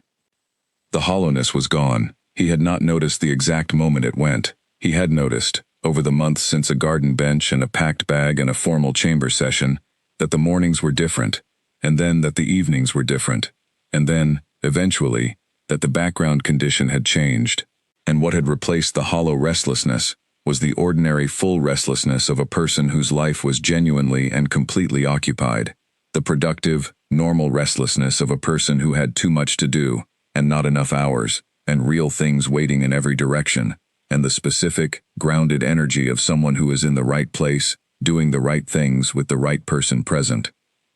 He looked at the pressed flower visible through the supply room's open doorway, mounted above the desk in her room at the end of the corridor. He could just see it from this angle. The small framed thing that had been carried from a distant place and mounted above a desk in a plain room in the east wing of a large estate, because it mattered, and because things that mattered deserved to be kept, and because a person who understood this would arrange their small room to reflect it even when no one was looking. Gerald's footsteps arrived in the east wing corridor. On schedule, as Gerald always was. The day was beginning, and the day needed him, and he had everything required to meet it. I will see you this evening, he said. She looked up. Library, she said. After dinner. I intend to actually finish the novel tonight. You will be interrupted, he said. Yes, she said, with the specific, unhurried certainty of someone who had decided that the interruption was worth what it brought, and who was no longer expending energy on finding it otherwise. I expect I will. He turned and went to find Gerald, and the day, and the territory, and all of it, and the morning came fully in, through the east-facing windows as he walked away, and the light fell on the operational log, and the cold tea, and the woman, with the pencil behind her ear, who was going through the numbers with the quiet, focused attention of someone doing work that mattered. He had been looking for the thing that satisfied him for 3 years, in every formal room and every arranged meeting and every carefully constructed occasion his counsel had produced, and he had not found it in any of them, because the thing that satisfied him was not something that could be arranged or constructed or produced by a counsel with good intentions and correct information.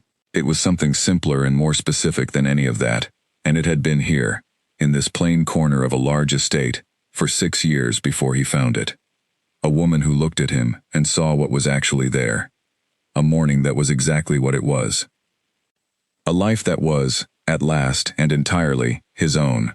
He walked into it fully. He always had. But now, for the first time in a very long time, he was walking into it complete.